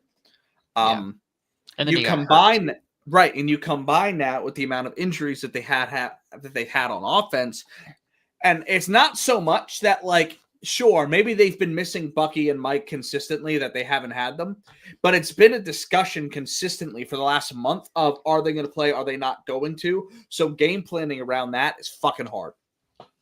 Right. So I think that has something to do with it. Combined, with Emeka Egbuka fall off as a rookie a little bit. So I actually think they'll be okay. If they get Mike and Jalen McMillan back this week, they have Bucky. They've got the next 4 weeks to really figure it out. They don't need to win both against the Panthers. They need to win one and win one of the other 2 games probably.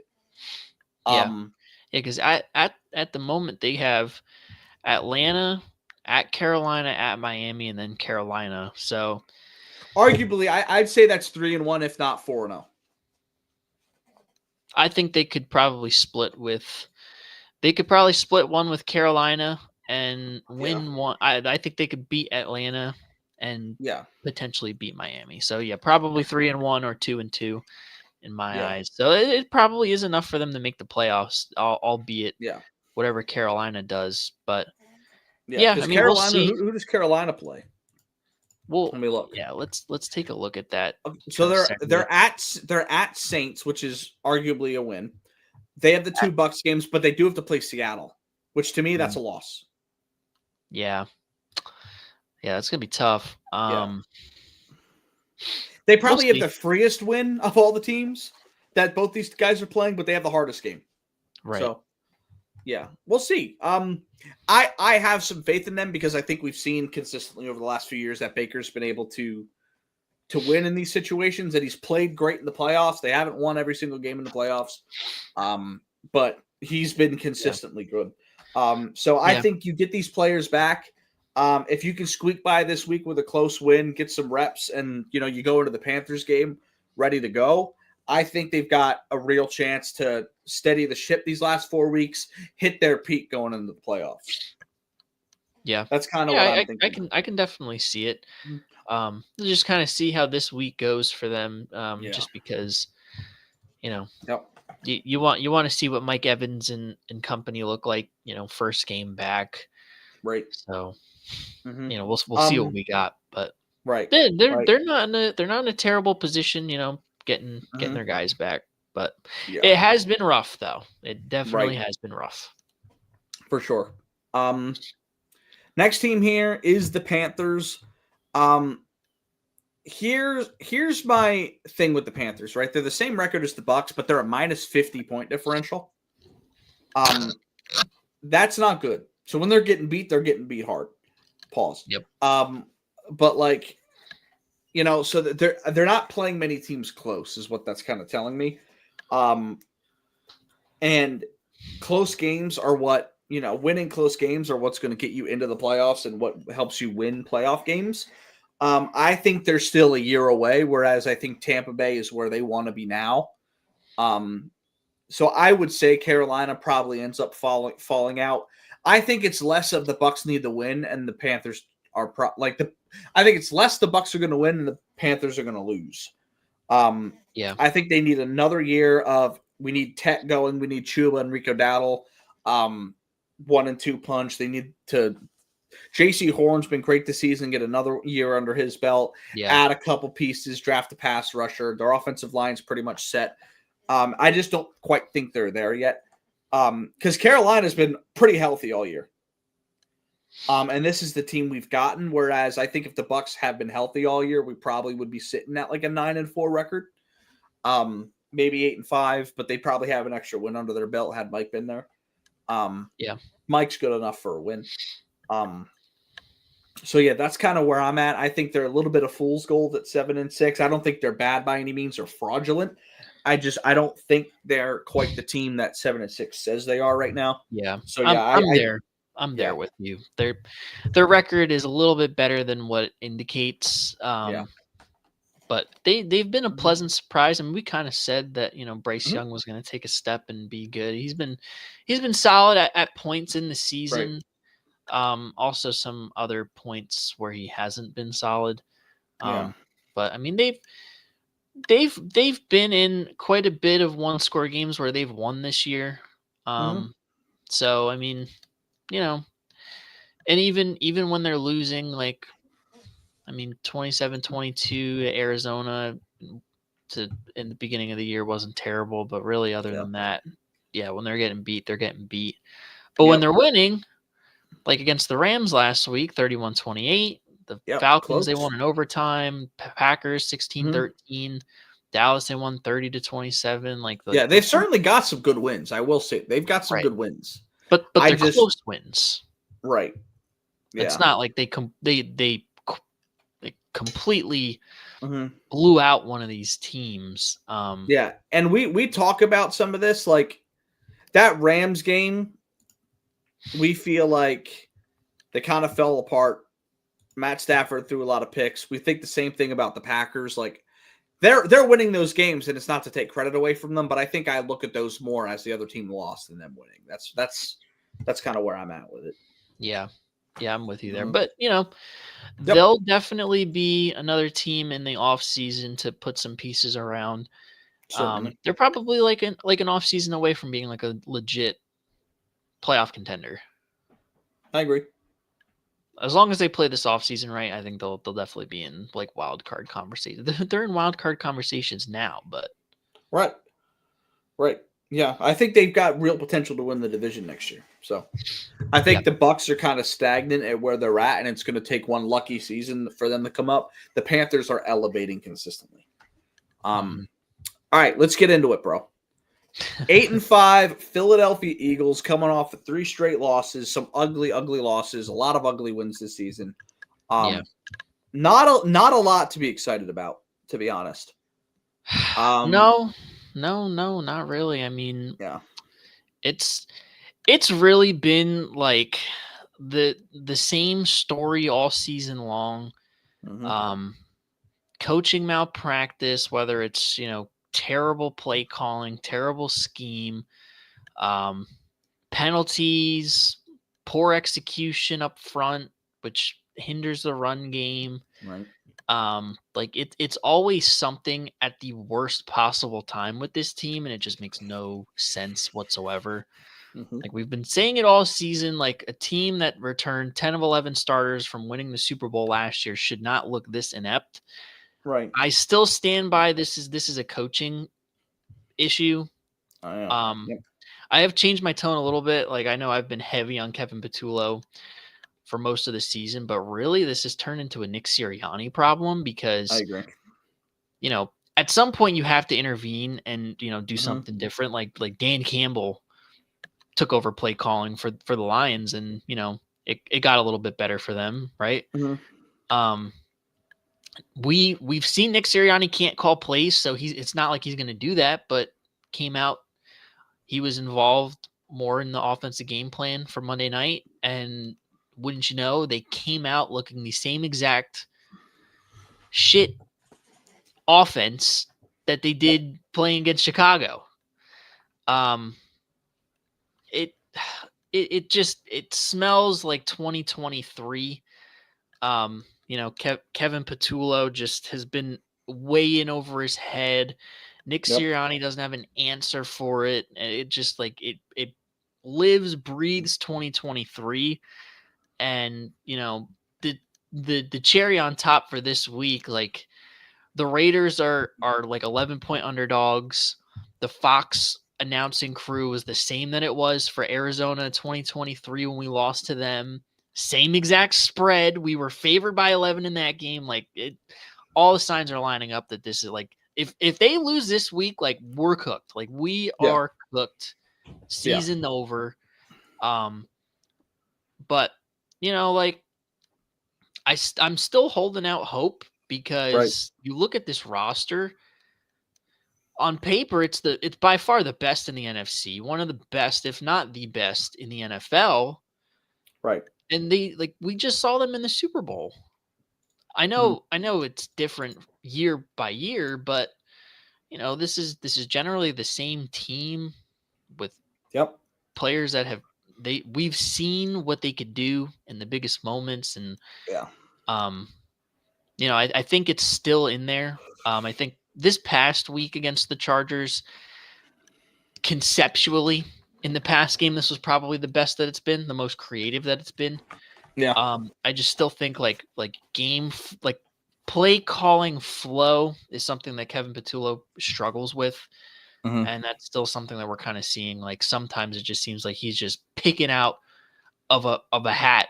Oh, I'm gonna run this play. Oh, I'm gonna run that play. Because like things that they do well, they don't go back to. Like we don't have like if we run like that Dallas Goddard leaker in the Yeah. RPO game, like we do that so well. I don't know why we just don't keep going back to it or like drawing up different shit off of it. Mhm. It's just the lack of creativity from this offensive coaching staff that's really hindered this team throughout the season. Right. And over the last month, it's been exposed. It has Yeah. been exposed. Can we right the ship? Maybe. Like I said, we have the players and I don't think by any means that the locker room is lost, because you listen to these guys talk in the media and they're still very, supportive of each other. AJ Brown was going to bat for Jalen Hurts after the loss. Yeah. So that's a good sign given, all the drama. It's because he's getting targets. That's why he's going.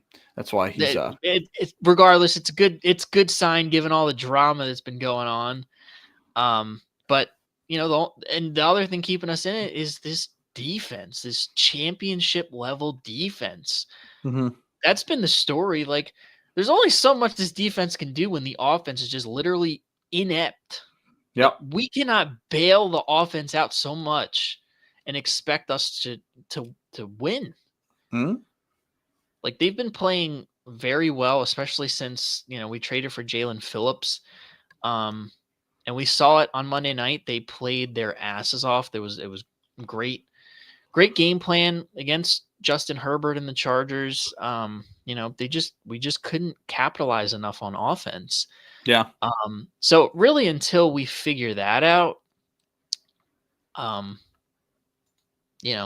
don't know if we can make a run. I'd like to say that, we are close.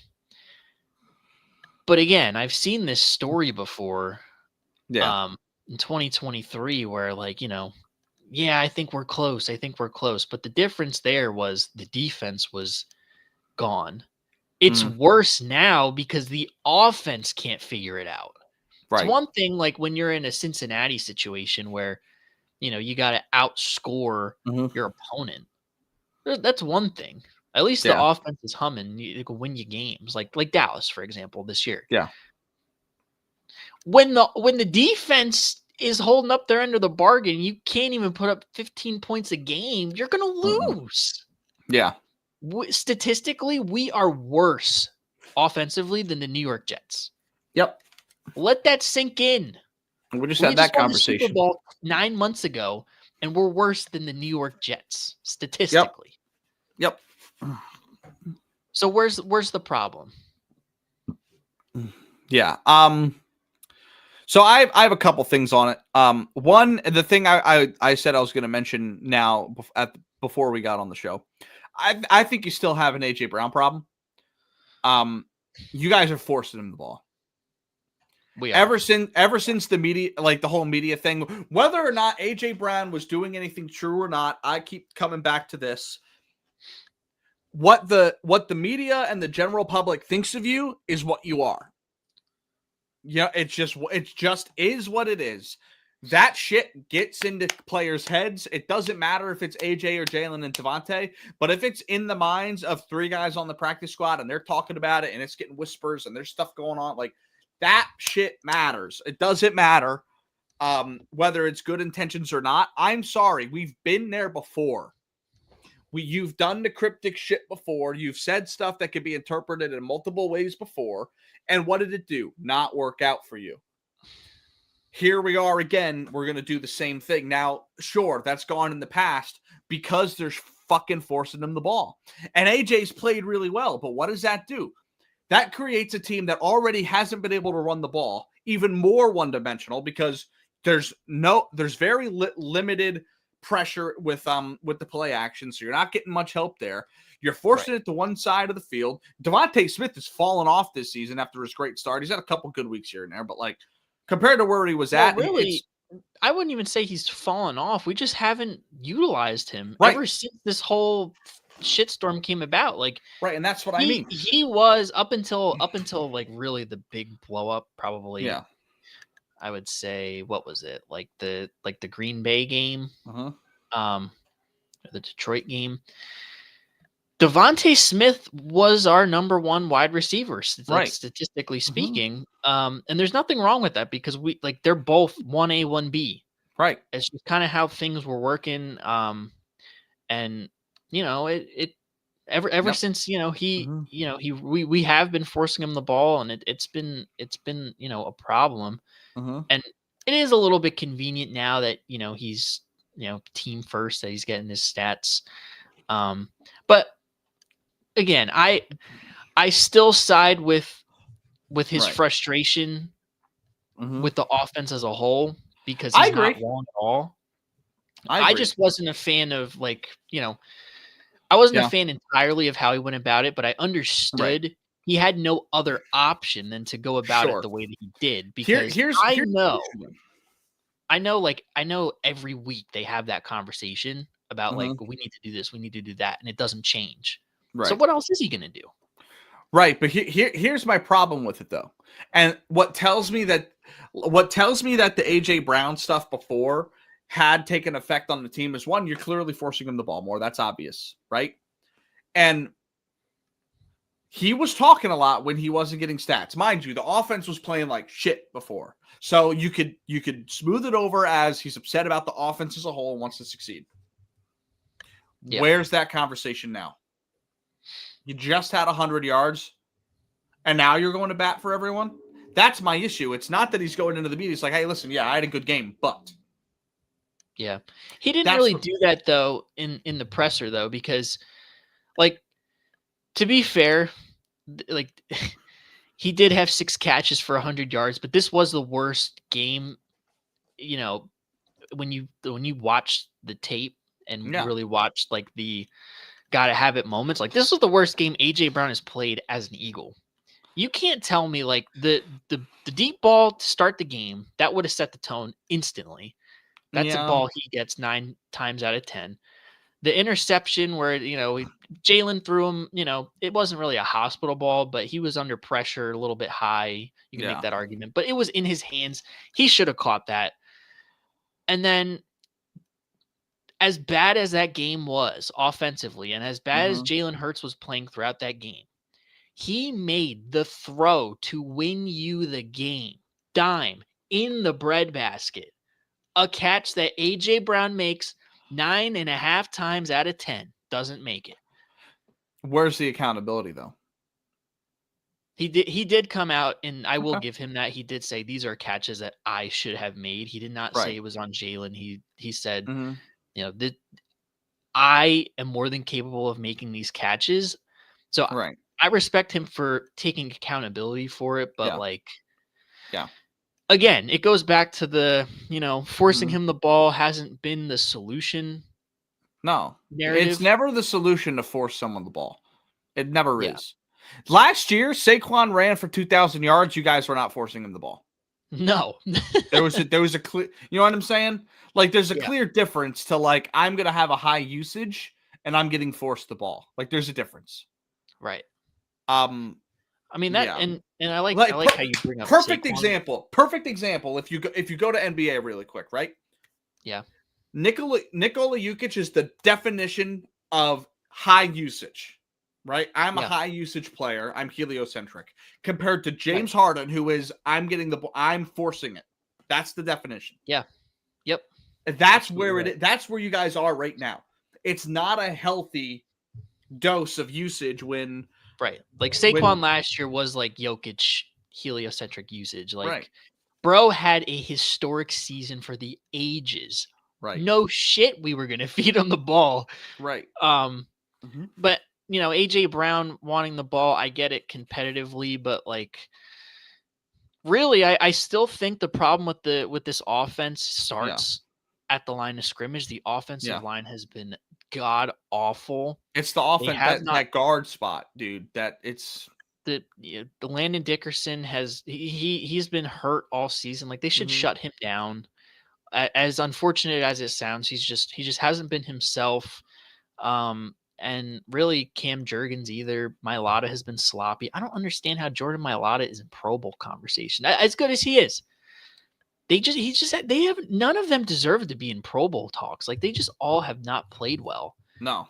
And that's really where it starts for me. Lane like will get one from history, but everyone else, no. Yeah, like the offensive line, Jeff Stoutland, like it really, for me, from a other than Nick Sirianni and Kevin Patullo in the offensive scheme, that's really where this starts for me. Because we know Saquon Barkley has not fallen off ability-wise, like from last year. We know that.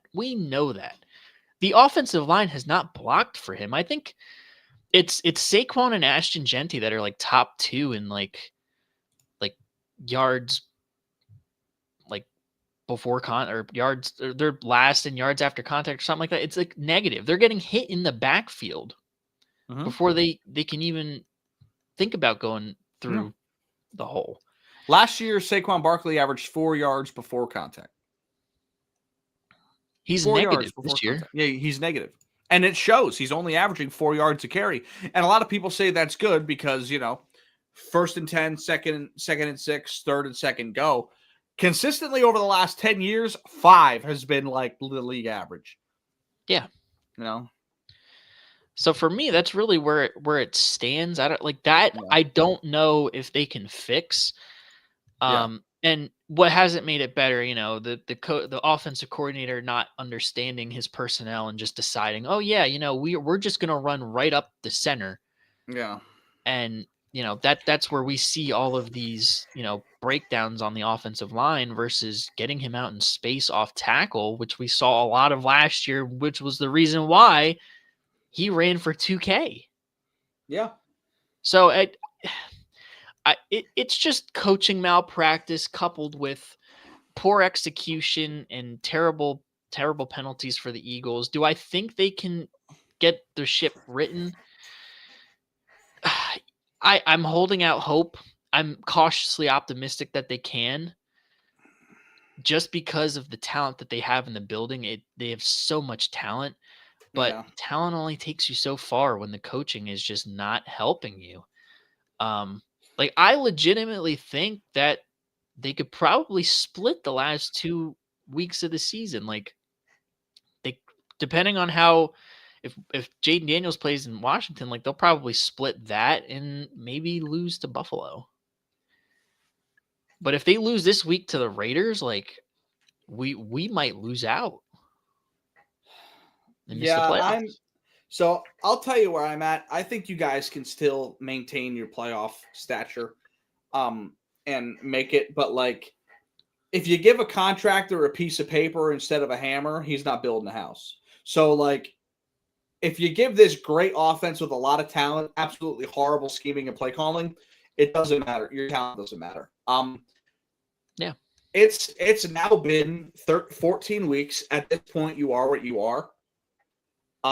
They're not going to get any better out of Kevin Patullo. They might for a half, they might for a quarter, they might for a drive, but they're not winning 4 games straight in the playoffs. It's just, it can't happen with this play calling. I can't see it. No. Especially against, you're facing the best of the best in the playoffs, and it's just not going to happen. They could squeak their way to the NFC Championship game or something like that, maybe. At this point, that might be a success. But yeah, I can't see it. I unfortunately think the it's written on the wall that, like, we talk about fraudulent teams. I don't think any team in the NFC contention has been, or any contention rather. I don't think there's been a team as fraudulent as the Eagles at this point. It's not to say they're bad or anything like that. It's just like there's been no sign of hope, none. Yeah, and it's unfortunate. It just makes no sense because like, if we have a competent play caller, competent coaching, like we should be top of the charts, top of the 1 seed, primed for another Super Bowl run, and it's not formulating because of this terrible coaching. Yeah. Now, a lot of people want to say it's on Jalen Hurts, and he does have some blame. Right. Obviously, as of late, the last couple of weeks, he hasn't played as well. Yeah. But I always go back to, what is he supposed to do when he's running this system Right. that I doesn't agree. work? So What I do you agree. want him to do? Yeah. And you saw it on Monday night. Yep. He tried to play hero ball. He started pressing, and he Mhm. turned the ball over like hell. You Yep. can't do that and expect to win. But Yeah. he doesn't have confidence in the play caller, doesn't have confidence in the offensive scheme. It's a Mhm. problem.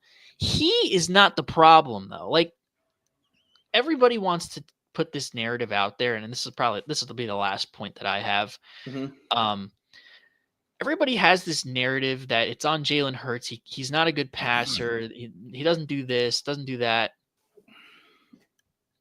He's not. He's the least of our problems. Right. I don't know where this start Tanner McKee, bench Jalen Hurts dialogue came from, Mhm. but it is complete delusion. You're totally out of touch with the real problems with this team, and it's coaching. Nick Sirianni will be gone before Jalen Hurts is gone. And not to say I that this is agree. the Philadelphia Jalen's, right? Yeah. It's the Philadelphia Eagles, but he's your franchise quarterback who has brought you probably the best 4 or 5 year stretch in terms of winning percentage in team history. I agree. 2 Super Bowls in the last 3 years, won Mhm. one. He's a Super Bowl MVP. And we're just Mhm. gonna bench him because the scheme. So what's gonna change when Tanner McKee comes in? Nothing. Absolutely nothing is gonna It change. will get significantly worse, actually, because Tanner McKee's not as good of a quarterback as Jalen Hurts, Yeah, and and I that's like Tanner McKee. Don't get it twisted. I like bro. right. He's not Jalen No, Hurts. and that's just casual fans that don't actually give a fuck about their team just being like unrealistic and just inept to what's Emotional. going on. They're Yeah, emotional. yeah, emotion. Yeah, I I mean, you and I disagree. Like, we both think Jalen's great. We disagree as to where that greatness is and like what his faults are. Like, I'm more critical of him than you are, which is okay because you're an Eagles fan and you want to see the best in your team. But what we both agree on is there is a very few amount of quarterbacks that can do it without a good system, and Jalen's not one of them. There's a very select few in the history of the NFL that you probably can only count on your hand that could get a nice stretch of a season through with decent to poor coaching. And Yeah. I'm not even sure there's more than 3. You know what I mean? Right. Like, it's But just even through that, like, he's right, won a majority of these games this year in right, spite of this right. terrible coaching. And I agree. that's impressive. Yeah, That's really impressive. yeah. It's just I think it's just getting worse and worse because more things keep coming up. I mean, you get into the situation of the offensive line continues to deteriorate. Um, you're now forcing the ball to AJ. Like, at least the one thing that they had early on in the year is that they were spreading it around. They're not anymore. They are. We Yeah. need to get the ball to AJ because we need to stay out of the media so we can keep our heads down and do what we got to do. Because say what you want, if AJ did not cause an issue with the front office and with the coaching and everything, AJ doing what he did, which made all of the media turn on the Eagles, makes them make different decisions. It just does. It's human nature. That happens. Like, Yeah. what are they? The last thing every NFL team wants is to be out. They want to be out of the headlines unless it's congratulations for winning. That's the only thing they want to be in the headlines for. So whether or not AJ had the right intention, it's still a net negative to the team. So that's my whole point. So, like, yes, they're forcing him the ball. And that's not to say I'm blaming AJ for what he said or anything like that, but I think two things could be true: that he was right and Yeah. it's a net negative for the team. I think two things can be true. He definitely could have went about it a different way, but Right. I Now, totally understand right. his I do too. frustration because, I do like, too. I've been saying the same thing week Yeah. after week. I've watched this Right. season from start to current point. I've said Right. it on this program weekly. The same things that he was saying about, Mhm. at some point the defense can't bail us out. This isn't going to be good enough. I've been saying that Yeah, no, all season. Yeah. So It's and he's saying the right things, but the difficult thing, and for a smart fan, and I think you agree with this, because I think if it happened outside of your team, you would agree because you'd have more of an outsider perspective on it. That's not to say you're biased on it, but like, when you're saying we need to be better and we need to, our defense can't keep bailing us out, and you're saying all those things while you're not getting the ball, and then you turn around and you're defending everybody and you're doing all this sorts of stuff, and the team's still losing, but you're getting the ball, it sends the wrong message, even in the situation where he might be right. Like, I think about that. Don't look the optics. It's not good, and that's what politicking is as an NFL team when you're on 5 national networks a day, constantly being talked about. Like that is stuff that you have to manage, and the Eagles have been a PR nightmare this season. Yeah, and not to mention having Hard Knocks in the building. Ever since they've been in the building, we've been 0-3. None of that shit helps, dude. Like, no. Yeah, because what happens is when you've had like rough things happen early on in the year and you get cameras in the building, you start to stiffen up. And maybe you don't say what needs to be said, or maybe you do things a little bit differently. You take a different route to the, you know what I mean? There's a lot of things that bake into that I don't think we even understand. But like, if you really break it down and think about it, it really matters. And that's just kind of where there are. So no, I don't see it getting much better.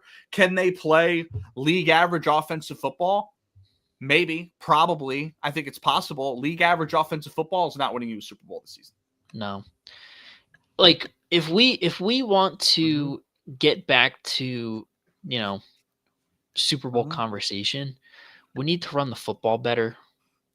Yeah. And I think schematically and with the offensive line, it's just going to be a challenge to do so. Not that Saquon Barkley fell off, because I disagree with that completely. At all. Yeah. The offensive line just hasn't been as good.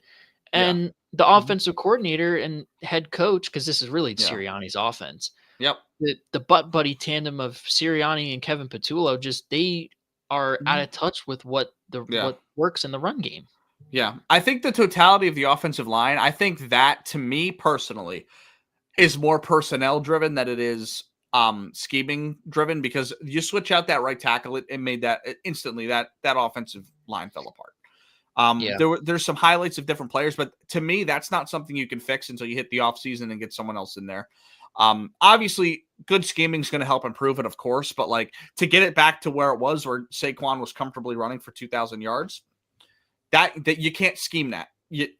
With what you have, it's just not going to happen. You're not going to get to that level.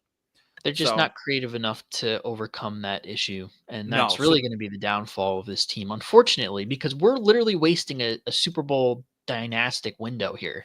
Right? Like, Nick Sirianni doesn't understand what he's wasting here. No, and here's so much worse for us. Right, and this is why I said getting rid of Nick Sirianni should have been the call all along, because when you have a great head coach, you can cycle in offensive coordinators and defensive coordinators and still do great things. Just do them a different way. Like, I mean, we've seen it. How many times did New England swap out their defensive coordinator?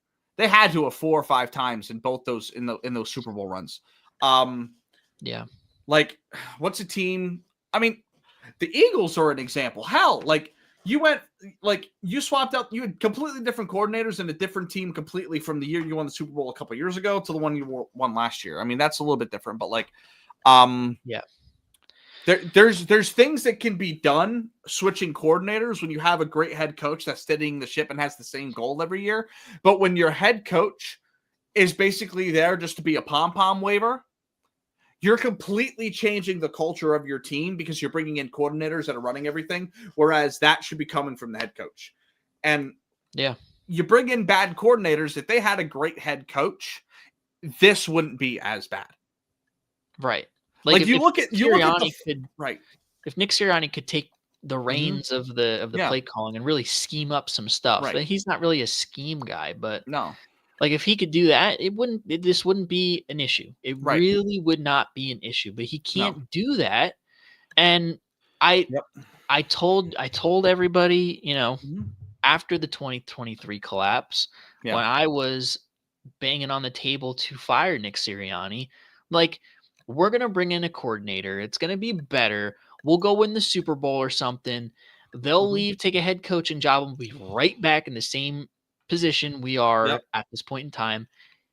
Here we are. Saying what did I say?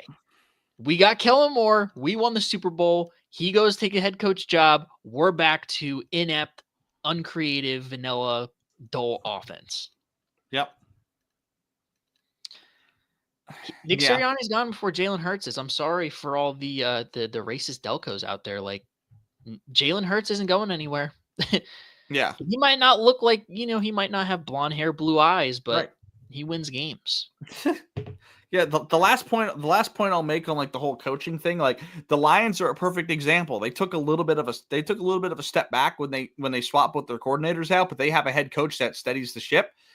And they're not far off of where they were last year. They're a little bit different of a team, but they're overall kind of doing the same thing and getting the job done. And it's proof that there's a big difference there between Nick Sirianni and Dan Campbell. Yeah, same type of situation. So I'm not all completely out on the Eagles, but you Yeah. know, this week It's is going to tell a lot. It's looking bleak. It's looking bleak. Yeah. Houston 8-5. They're on a 5-game win streak. They're only 1 game back in the division from the Jags, who are holding on strong. The Jags are also on a 4-game win streak. Houston's 8-5. They're playing a lot better of late. Will Marks has actually been a really good story for them this season. He's been running the ball really well. They're complimenting, Woody Marks. Yeah, Woody Marks. My bad. Woody Marks has been a good story for them. He's been running the ball well. He's been a good compliment with Nick Chubb. Nico Collins started off the season kind of rough. He's back. Jaden Higgins has been really good for them these last 6 weeks or so. And their defense is as good as we thought it was going to be. Houston's really hit their stride as of late. Yeah, this is where you want to peak. You can start the season off slow, peak later on in the year. And they did. They did exactly that. They were ass the first 2 months of the season, and got it together, and now they're playing their best ball. And the schedule looks pretty promising. I mean, they got the Chargers and Colts to end it. They play Arizona, Vegas, Chargers, Colts. But I think they legitimately have a shot at playoff spot, whether it's division or wild card. Yeah. As long as that defense keeps playing the way that it is, and CJ Stroud is, just kind of playing game manager, not turning the ball over, I think they'll be okay. Yeah. But I mean, shout out to them. I mean, they really turned it around. They're peaking at the right time, and like you said, that's where you want to be in December, playing your best ball. Once crunch time comes around, and that's exactly what they've done. Yep. Now they're still actually third in their division behind Indy, but we suspect Indy's going to fall off. We'll talk about them. But yeah, I like what I'm seeing out of Houston. I think they certainly can make a run this season. I think this team is CJ Stroud's really figured it out this latter half. I think he got figured out in his sophomore year, and then this season he's really kind of come into his own, and he's really started to figure shit out on his own when the defense is throwing shit at him that he doesn't normally see or that he doesn't expect. He's working it out. And they're clicking on all cylinders. Like this team's going to be a tough out this year in the AFC for sure. Yeah. Yep. For sure. Yep. Moving on, next team 8-5, the Detroit Lions. We talked about them a little bit. A lot of their situation really comes down to they've got some health issues on defense, but mostly they lost their offensive and defensive coordinator this year. So they've kind of taken a little bit of a step back. Still 90 point differential, 8-5. They're good.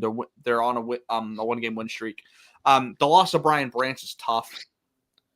Yeah, that's going to be tough. They don't have an easy schedule the rest of the way though, and no, they are right there in the playoff hunt. Yeah. It's gonna be tough for them. They got LA, Pittsburgh, Minnesota, Chicago. None of those games are easy wins. No. Mm-mm. So I'm gonna be honest with you. As much as they've been playing decent, I don't know if they're gonna make the playoffs. It's so wide open in the NFC, and there's so many good teams. Like it's so. It's not even top heavy. It's just like there's so many good teams that and the problem is that there's 2 divisions where there's lower records for the winners. So there's high records for like wild card. Like as of right now, the Rams at 10-3 are a wild card. As of right now, the Bears at 9-4 are No, a wild the card. Rams are not. It's the wild cards are Seattle. Seahawks at 10-3, Okay, so they're Niners okay. at 9-4, and Bears at 9-4. Right. Those are the 3 wild card teams right now. Yeah. So as of right now, technically Detroit's not in the playoffs. Like that's the tough thing about it. So one of those teams has to fall out. I think if anyone does, it'll probably be Chicago. Just because they haven't been here yet. Right. You know, like because they're somehow winning games. They're at a -1 point differential at 9-4. You know what I mean? They're not blowing anybody out. They're scraping by, and in the division they're 1-3 as well. You know, that's not great. So like, you know, there's some tiebreakers and stuff that could knock them out. But Detroit's in a good spot. They're not in a bad spot. They're in a good spot. You know, I mean, they're in a position where they could probably take it over. They gotta win these games here. They'll definitely have to win, here. 3 of the next 4. Yeah. At the worst. Yeah, I mean, if they go 11-6 and miss the playoffs, you kind of just throw your hands up. It's not really a failure of a season when the wild card is so fucking loaded the way it was. Yeah. Like, you know, they will definitely have to beat LA and Chicago though. If they're gonna make it into the playoffs, those are the 2 teams that they have to beat. Yeah. They can probably get away with losing to Pittsburgh. Yeah. Maybe the Vikings, but it also depends on, tiebreakers in the division. But right. The 2 bookends of the last 4 here, like they need, if they're gonna be in the playoffs. Yep. So we'll see, but they definitely have a shot at it. Obviously, Mm-hmm. they're always tough out for anybody. Yeah. So yeah, good. They're a good team. They got a great running game. Jahmyr Gibbs has been incredible this year. He's arguably the best back in the league right now. He's been great. I think it's a 3-headed monster. Him, Bijan, and Christian McCaffrey have just been fucking unbelievable this season. Yeah. But yeah, moving on. Indy's 8-5. I think you and I agree here. They're gonna fall off. They're on a 3-game losing streak as is. Are they starting Phillip Rivers this week? I don't know. They might be because Riley Leonard is hurt. Oh, okay. So they really dragged Phillip Rivers off the street. Yeah. Which shout out to Phillip Rivers, bro. Keep a job, bro. Stay relevant. Right. Like, bro got a lot of kids. He's probably got a lot of fucking college to save up for. That's what this money's going towards. This will be good for the the college savings for sure. With his 12 children. But like, damn, that's just insane. Yeah, bringing him back, but it's a shame, for Daniel Jones, who really was having a career season. Yeah, I know that they've had this rough stretch, but a lot of that could probably be attributed to the fact that he was playing on a broken fibula, so he wasn't able to play as well. Right. You hate to make injuries the excuse, but that's just kind of the nature of it. Yeah, and then obviously popping his Achilles on his other leg just was the icing on the cake. Because really, for most of the season, Indianapolis has been the team in the AFC where you look at it and like, this is the contender. This is it right here. Yeah. And it wasn't fool's gold. It wasn't fool's gold. Like, it was legitimate. Like, they beat good teams close and they blew out bad teams. They did everything they had to do. Yeah. And Daniel Jones, before injury, was legitimately playing great football, great quarterback he was playing. It wasn't fool's gold. It was legitimate. So that's what makes it so like painful, is that I had a lot of confidence in this team to make a run. Right. Now, is all hope lost? Maybe not. It depends how if Phillip Rivers hoops. Do you remember how he played in this last season? I don't. It was god awful. Like, it was horrendous. Let's pull up the stat sheet here. Pull up the stats. Let me get off my propaganda here while you're pulling up the stats. Yeah. We need to not start this where Phillip Rivers is gonna make a difference. Look, I see a little bit of 2017 Eagles here. When's the last time he picked up a ball, dude? Like, low key. I mean, he was head coaching though. But hold on. Low key though, hear me out. They got a good defense. They got pieces on offense. They have an experienced backup that they just dragged off the street. Mind you, he's 44. Maybe it's not it's not fair to compare him to Nick Foles of 2017, who was, much more athletically sound and was on the team for the whole season when Carson went down. But it really depends what Phillip Rivers we get. Maybe I'm just being a little delusional in my Colts propaganda, but it's either going to be that or they're cooked. All right, so let me walk back my so his last year with LA was horrendous. His final year was 2020 with Indianapolis. He had 4,200 yards at a 68% completion percentage, 24 touchdowns, 11 picks, made the playoffs in a playoff game where he lost by 3 to Josh Allen on the road, 309 yards, 2 touchdowns, no picks. So there's here. All right. Hear Continue me your out. propaganda. What Phillip Rivers are we going to get? That's the question.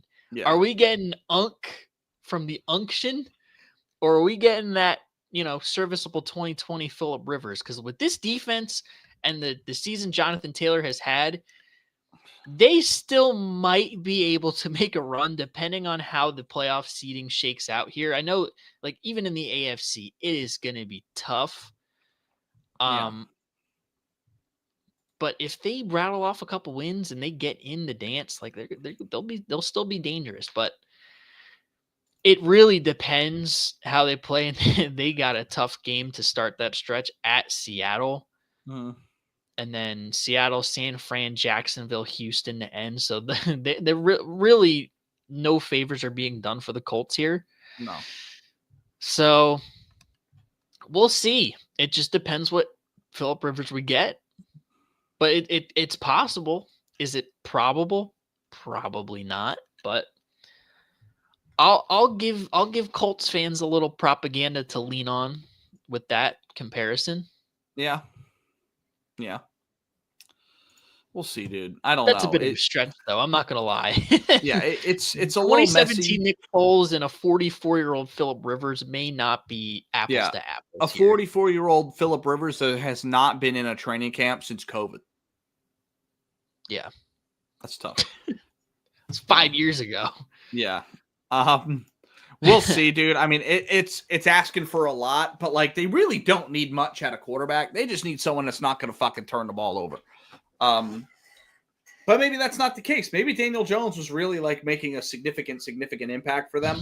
Like maybe their total offense isn't as great as we thought, and we'll find out. But we'll see. We got a bunch of teams to get through here, so let's try to run through them.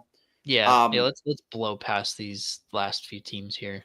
Yeah, Jacksonville 9-4 leading the division. They'll probably make it, I'd say. It's gonna be tough because like they've got Houston on their coattails, but they're still riding strong. They're 4 straight wins. Their biggest situation are they going to limit turnovers that are going to cost them games? Because Trevor Lawrence early on in the year wasn't, and then he started fumbling again and turning the ball over. It hasn't caught up to him quite yet, but it could. Yeah. We'll see. But I mean, they've been playing very well, though. The defense has been playing well. Shout out Liam Cohen. You know, Duval. He's been hooping since Duval. Yeah. So we'll see how it goes for them. I mean, they got Jets, Denver, Colts, Titans. So I'd say they're probably in the driver's seat for a home playoff game if they just keep it together. Yep. So yeah, we'll see how that goes for them. Shout out Jacksonville. Yeah. Chargers 9-4. They are currently second in the division by 2 games. They're probably a lock, I'd say, to make the wild card at this point. They're on a 2-game win streak. They've been pretty consistently good this season. They are also not that it doesn't really matter unless for tiebreakers. They are 4-0 in their division. And so that's great. Justin Herbert's been good. They've had some weird games where they're just not getting certain weapons involved at all. Like this past week, like even Monday with Oronde Gadsden and McConkey and Keenan Allen combined for 3 catches in that game. They won. So it's a testament to, their ability to get close games. But I mean, I think you and I agree that was more of an Eagles loss than a Chargers win. So Absolutely, especially when the Chargers' leading receiver is Kamani Vidal. Yeah. That's how Mhm. you know it was bad. Right. But And you can't knock a team for that. Some teams need an occasional win like that. You get wins like that in the playoffs sometimes. yeah, a You win is know, a win, they say. right. So yeah, 9-4. But yeah, they have Kansas City, Dallas, Houston, Denver. So Ooh, pretty tough last four stretch. yeah, Um, the offense definitely has to play a little bit better. yeah. If they are going to be a lock, but as of now, they are in the driver's seat. Um, Hmm. you know, and you know, they have an outside chance at the division. Just depends on Denver's, situation, Yep. but not easy. No. But the Chargers have been playing decent ball, Yeah. so we'll see how it goes. Yep. Buffalo 9-4. They are looking like they're going to end up probably being a wild card, which is crazy to think. Because I don't think Buffalo has lost their division since Josh Allen's been since the first time they won it with Josh. I'm pretty sure they've won it every year, haven't they? I think so. Yeah, I think even the Dolphins' best year, I think they still won the division. 2023, yeah, the Buffalo Bills still won the division that Yeah, year. so this is going to be uncharted territory for them. But maybe that's a good thing. You know what I mean? Like they tend to play really well in tough conditions. Mhm. So we'll end up seeing what they do. Josh Allen's been turnover prone a lot this season, especially this second half. And the running game's been inconsistent. They can't really seem to get a consistent wide receiver to be their one. So like there's a lot of questions on the offense. I think their defense has been solid and Josh Allen's great. So I think that will hold true and they will, they should make the playoffs. But yeah, that's kind of the best I can think about it. Yeah, I don't see him getting past the first round, to be honest. I think, Okay. unless Josh Allen has a Hood Classic playoff Yeah. performance, I don't know. I think manpower, they're down on the Yeah. outside in comparison to some of these teams. Like you said, Yeah. the run game is inconsistent. They go as James Cook goes. But yeah, I mean, we'll see. They have New England, Cleveland, Philly, New York Jets to end the season. So, two playoff teams and then two layups. So Yeah. they're probably I'd say they're probably comfortable in the wild card of any, like they're in the driver's seat for a wild card spot. Yeah. Um, and we'll see how it goes with the divisional matchup against the Patriots. Maybe they'll be able to make some ground up there. But we'll see how it goes. But they're definitely chilling. Yeah, I agree. San Fran sitting at 9-4. We talked about a little bit how the NFC's like they got a lot of teams that are pretty close to making that spot in the wild card. I think they're going to be fine. Yeah. They do this shit kind of every year. I mean, they've got Titans, Colts, Bears, Seahawks left. So I mean, there's a couple tough ones in there. But I mean, I would expect them to probably win at least two of those games. They've got a lot of good wins this year, so we'll see. Yeah. They split That's what I would with the expect. Rams. Two or Yeah. three. Yeah, I would expect 2 or 3 from them. Do you think they can make they make a deep playoff run? I don't know. Like, I think they could because they're so slept on right now, yeah, and that makes a difference with a lot of this stuff. And to be fair, like the NFC does not have juggernauts. I mean, it doesn't have any juggernauts right now. yeah. I mean, we Like, are, but we're hampered by coaching. But other than what would be us, it's the Rams. yeah, Even they've had their own moments. right, like they split this year, so to say they can't beat them a second time is unrealistic. Like, Right. I really think like a tough one for them is probably Green Bay because I don't think they've seen them yet. They've obviously seen Seattle too. Yeah. So we'll see, but like there's no snoozer out there in the NFC, but there's no world beater. So like to say they can't reel off 4 straight or 3 straight wins to make a run, it's not unrealistic. They've done it before with the same roster construction. They've got some injuries. Fred Warner's not there, and they don't have Brandon Ayuk right now, and all that. But like, We'll see. We'll see. But they've lost some talent, but the NFC has also lost a little bit of its stature as well. So we'll see. Right. And the last time that they saw him was last year when they had Brandon Allen playing. So yeah. Okay. You think you're in the same boat, or you think they're kind of like one trick ponies and they're gonna get knocked out pretty early? I don't know. Like I'm so 50-50 on it because schematically they're like Kyle Shanahan has been doing his thing. Yeah. But like I don't know. I'll probably lean more towards they have a shot at making a deep playoff run versus them being a one trick pony just because they're playing better than what they are on paper, and that goes a long way in the playoffs. But I can definitely see them being bounced in the first round. I don't know for sure. It's matchup based. We'll see. They're a question mark for me. Okay. Chicago also 9-4. This is the team we talked about that might get knocked out of the playoffs, but I will say Caleb has really turned it on this second half of the year. Chicago, they have marriage with Ben Johnson has been huge for him. Yes. And their schedule isn't well. They have it's kind of tough, but they're at home a lot. Yeah. Yeah, they're 3 of the last 4. That's not going to be too bad. You just have the trip to San Francisco. So I think Chicago. You see, I can't get a good read on them either. I think I don't think they're a deep playoff team. I think they're for sure like out in the first round kind of team. Yeah. But in terms of making it, I think they can.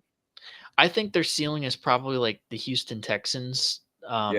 Get to the second round of the playoffs.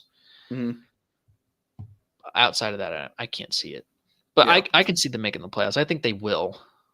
Right. Because they don't really have any like great wins like at all. That's the tough thing with them. They've got a game against the Eagles. You're not a great win right now. Well, it's a good win. It's a good win. Against our defense, it was a good win. Sure. Pittsburgh. Yeah, it's a good win. Like they don't have like that's the definition win of the season. Right. For them, it would be against us. Really, that's right. It. Yeah, that would be their best win, and like we're not even sure that they'll be competing against them in the playoffs. That's the difficult thing. Like we don't like. There's no one on here that says okay, like they haven't beaten Detroit or they haven't beaten like San Fran or some of the teams out in the AFC that like they just haven't. They haven't. So we'll see. Right. Could be a somewhat similar Viking situation to last year. Yeah. But it's a little bit I think it was last year, but yeah. Yep. Let's see. Green Bay, 9-3-1. They're on a 4-game win streak. I think they sputtered a little bit midseason, but I think they're kind of back to form. I think the defense is great. Micah Parsons is playing well. As long as they don't take away their wide receiver weapons in the playoffs, because no one's really a world beater out there. That's to me their biggest issue is I think they're always going to be in the playoffs outmanned because I think they have the worst weapons of the NFC contenders. Yeah. They just have a bunch of guys. They don't have like an AJ Brown or a Puka Nacua that they can just go to. Right. Like Christian Watson's cool, but he's just not that. No. But their defense has been playing outstanding football. Jordan Love has been playing good. The running game has been kind of underwhelming, which is a bit concerning when you get into the playoffs because you really need to run the football well. Josh Jacobs has been average. Yeah. So that's my really concern with them, making a deep playoff run is they really got to get that run game going if they want to go places that they want to go. Yeah. But otherwise, they're definitely, a solid contender in the NFC. Yeah. We'll like when the playoffs comes, we'll see. This is Toyota-thon Jordan Love right now. Yep. So by the end of this 4-game stretch, Toyota-thon will be over, and they might be out in the first round. Yeah. They're none of their matchups aren't snoozers. Broncos, Bears, Ravens, Vikings. That's kind of tough. So yeah, we'll see. All right. Yeah, we will see. No, fuck my All right, we're getting to the cream of the crop in the NFL here. So two teams in the NFC West. We'll start. Why don't we start with the Seattle Seahawks? Yeah. They are, the first wild card team at 10-3, tied with the Rams. Obviously, the Rams have the tiebreaker over them. Right. Seattle has been a quiet Super Bowl contender throughout the season. Yeah, I think they're legit. I really do. Because they've been winning games the last couple weeks without the huge giant Jackson Smith-Njigba games. They've been doing it by committee. Rashid Shaheed has been awesome for them in the return game and in the receiving game. They've been getting some help out of tight ends. Their running backs they finally probably figured out the Kenneth Walker and Zach Charbonnet combo. That's worked out really well, and their defense has been awesome all season. That's really been where it's at for me, is that defense as of late. They've just been playing lights out. They've peaked. They're at full tilt right before you want to go in the playoffs. This is right where they want to be. They've been playing outstanding football. They also too don't have, the easiest stretch: Indy, LA, the Carolina, San Francisco to end of the season, but they've been very consistent, and they've beaten the crap out of teams that they should beat. Yep. But you look at some teams, like some of the good teams they've lost to, like San Francisco to open the season. That was week 1, but you lost at home against Tampa. You lost at the Rams, close game. There's some question marks there about quality. Like what's the best quality win for the Seahawks here? Like, probably what? Houston, Jacksonville? Yeah, probably. And those are good wins, but similar to the Bears, it's kind of like, where's the certified statement? That's the thing. Like, systematically, as an offense, they have been humming, which is always good. But again, like for them, my biggest question mark, especially when we get to the playoffs, is going to be Sam Darnold. Because we haven't seen it. Last time he was in the playoffs, we saw him shit the bed. So what's there to say that won't be the case this time? I think the defense for him is a little bit better than Minnesota was last year. Yeah.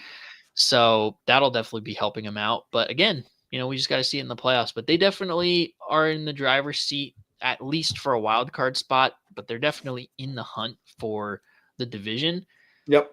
Just depends how it goes. So we'll switch to the other side of that with the Rams, who are currently the 1 seed. And I think by far, at least this point of the season, the best team in the NFC, just, by playing, in its totality. And it's crazy because, they had that awful loss against Carolina, but then they bounced back against Arizona. Yeah. We don't even know if that loss to Carolina is that bad. I mean, it was really a turnover differential thing. They lost by 3, and the Panthers might be a playoff team. So, like, how much of that really is that bad of a loss? That's they've got some statement wins, 17-3 against the Ravens. They blew out the Jags. They blew out the Niners in San Fran. They beat the Seahawks by 2. Yeah, they beat the Seahawks by 2. And they haven't been blown out. Their biggest loss is by 7 to you guys in week 3. Yeah. All because Jordan Davis blocked the kick and ran it back for a touchdown. Right. Like that game realistically should have been flipped. They should have won that game. Yeah, they should have won that game. So they were blowing us out for 3.5 quarters, and then we just had a crazy comeback. Yeah, hindsight's 2020, but I think them and the Seahawks are similar. Like, they've got more statement wins, but they're very similar with the Seahawks. Is like the Seahawks don't have many statement wins, but they also have no bad losses. Neither do the Rams. They have no bad losses whatsoever. Right. There's been mid play, but it's not like, oh my God, we dropped the game to the fucking Raiders because we couldn't get the fucking run game going. They had a couple turnovers. That's really what it came down to. 2 turnover swing, you lose by 3. That sounds about right. So, Yep. mm-hmm. I think they'll definitely be in the driver's seat for the 1 seed. Yeah. You think Stafford's winning the MVP? He definitely should have some consideration. It's going to be him or Drake May probably. Yeah, let me look at it here. Drake May, 3,400, 23 touchdowns, 6 picks on 71% completion. Matt Stafford, 3,300, so about 70 less. 35 touchdowns, 4 picks. Yeah, it's Matt. Yeah. It's Matt. 12 more touchdowns, 2 less picks. Yeah. That's yeah, he's been great this season. Yeah, definitely one of his best of his career, Yep. if not the best. So we'll see how it goes for them. I would say, they're probably the most like Super Bowl ready out of the NFC I agree. as a whole. Like they have the pieces, the offensive scheme, defensive scheme is great.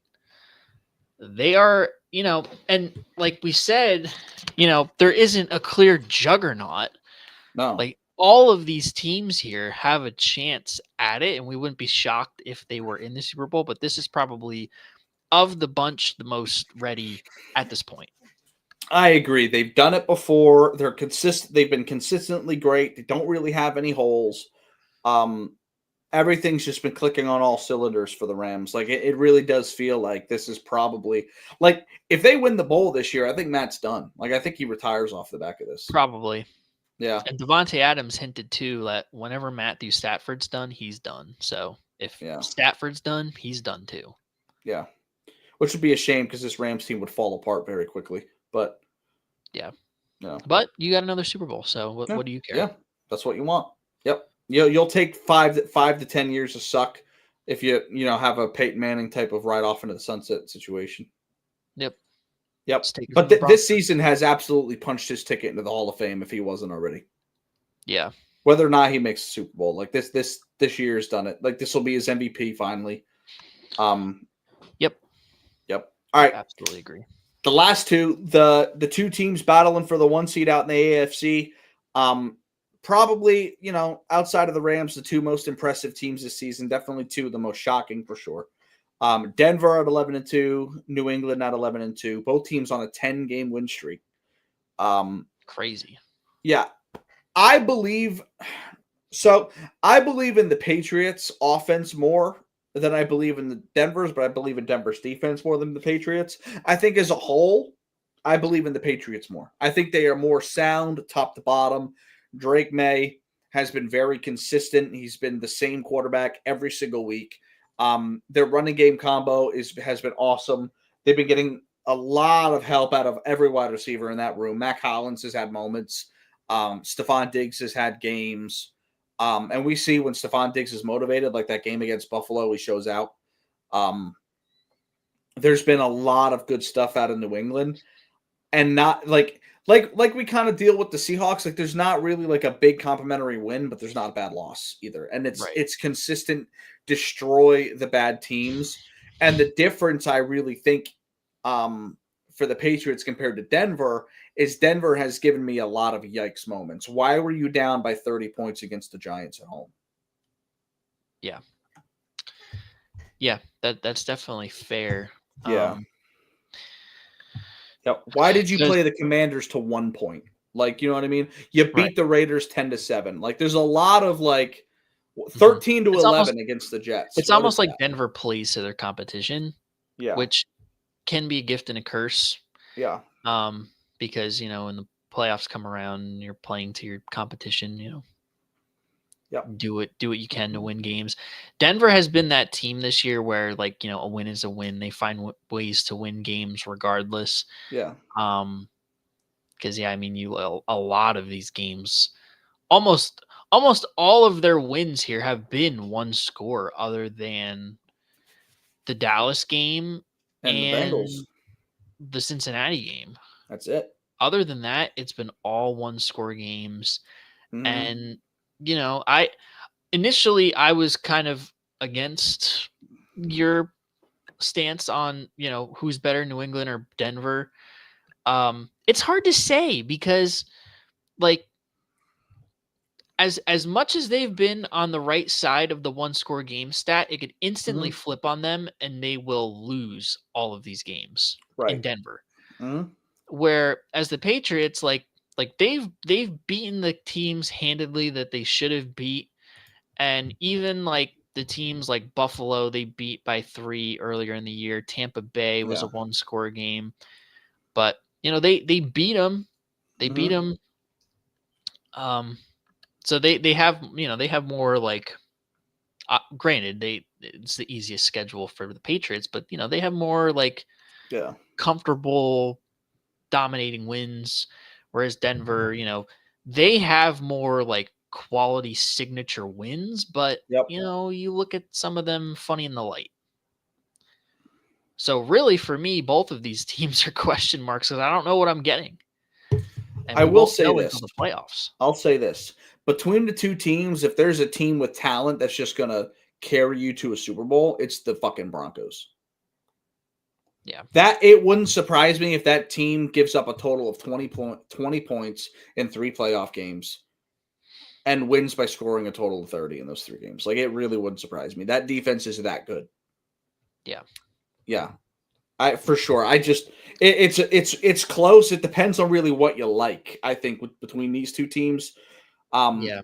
For I me, like I just I like, how they've found ways to win games, yeah. albeit it's a lot of one score that could have went the other way type of Yeah. situations, but they are in this position for a reason. Yep.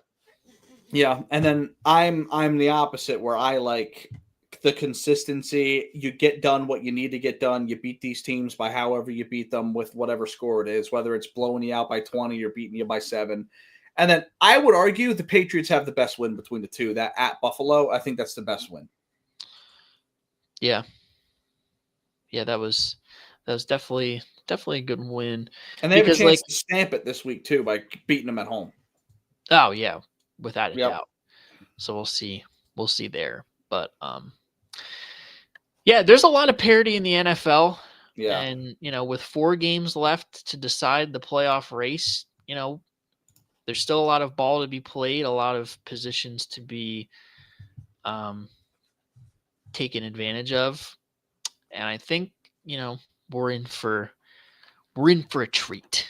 Yep. Obviously, my team being in on it, I want to see us, fulfill our potential. Do I think we can do it? Yes. Will we? I don't know. But it's gonna be fun regardless to see all of these teams kind of duke it out and see where the chips fall. Because really we don't have a clear beat on who the number 1 and number 2 team is going to be at the end of the day. Yeah. Hmm. So Yeah. we'll see, but that's the State of the Union address for the NFL. Yep. Kind of Yeah, where man. we're at. Yeah, it's a great time to be a football fan. Football's been like there's a lot of parity. I mean, there's literally 10 teams that if they win the Super Bowl, it's like okay, not surprised. And a lot of them are new teams that have not won or have not won in a while. So it's exciting to see a little bit of change this year.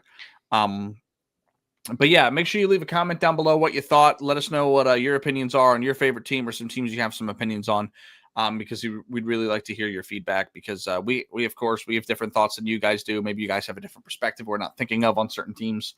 We don't agree on every team. We're pretty split down the middle, I think, with a lot of them.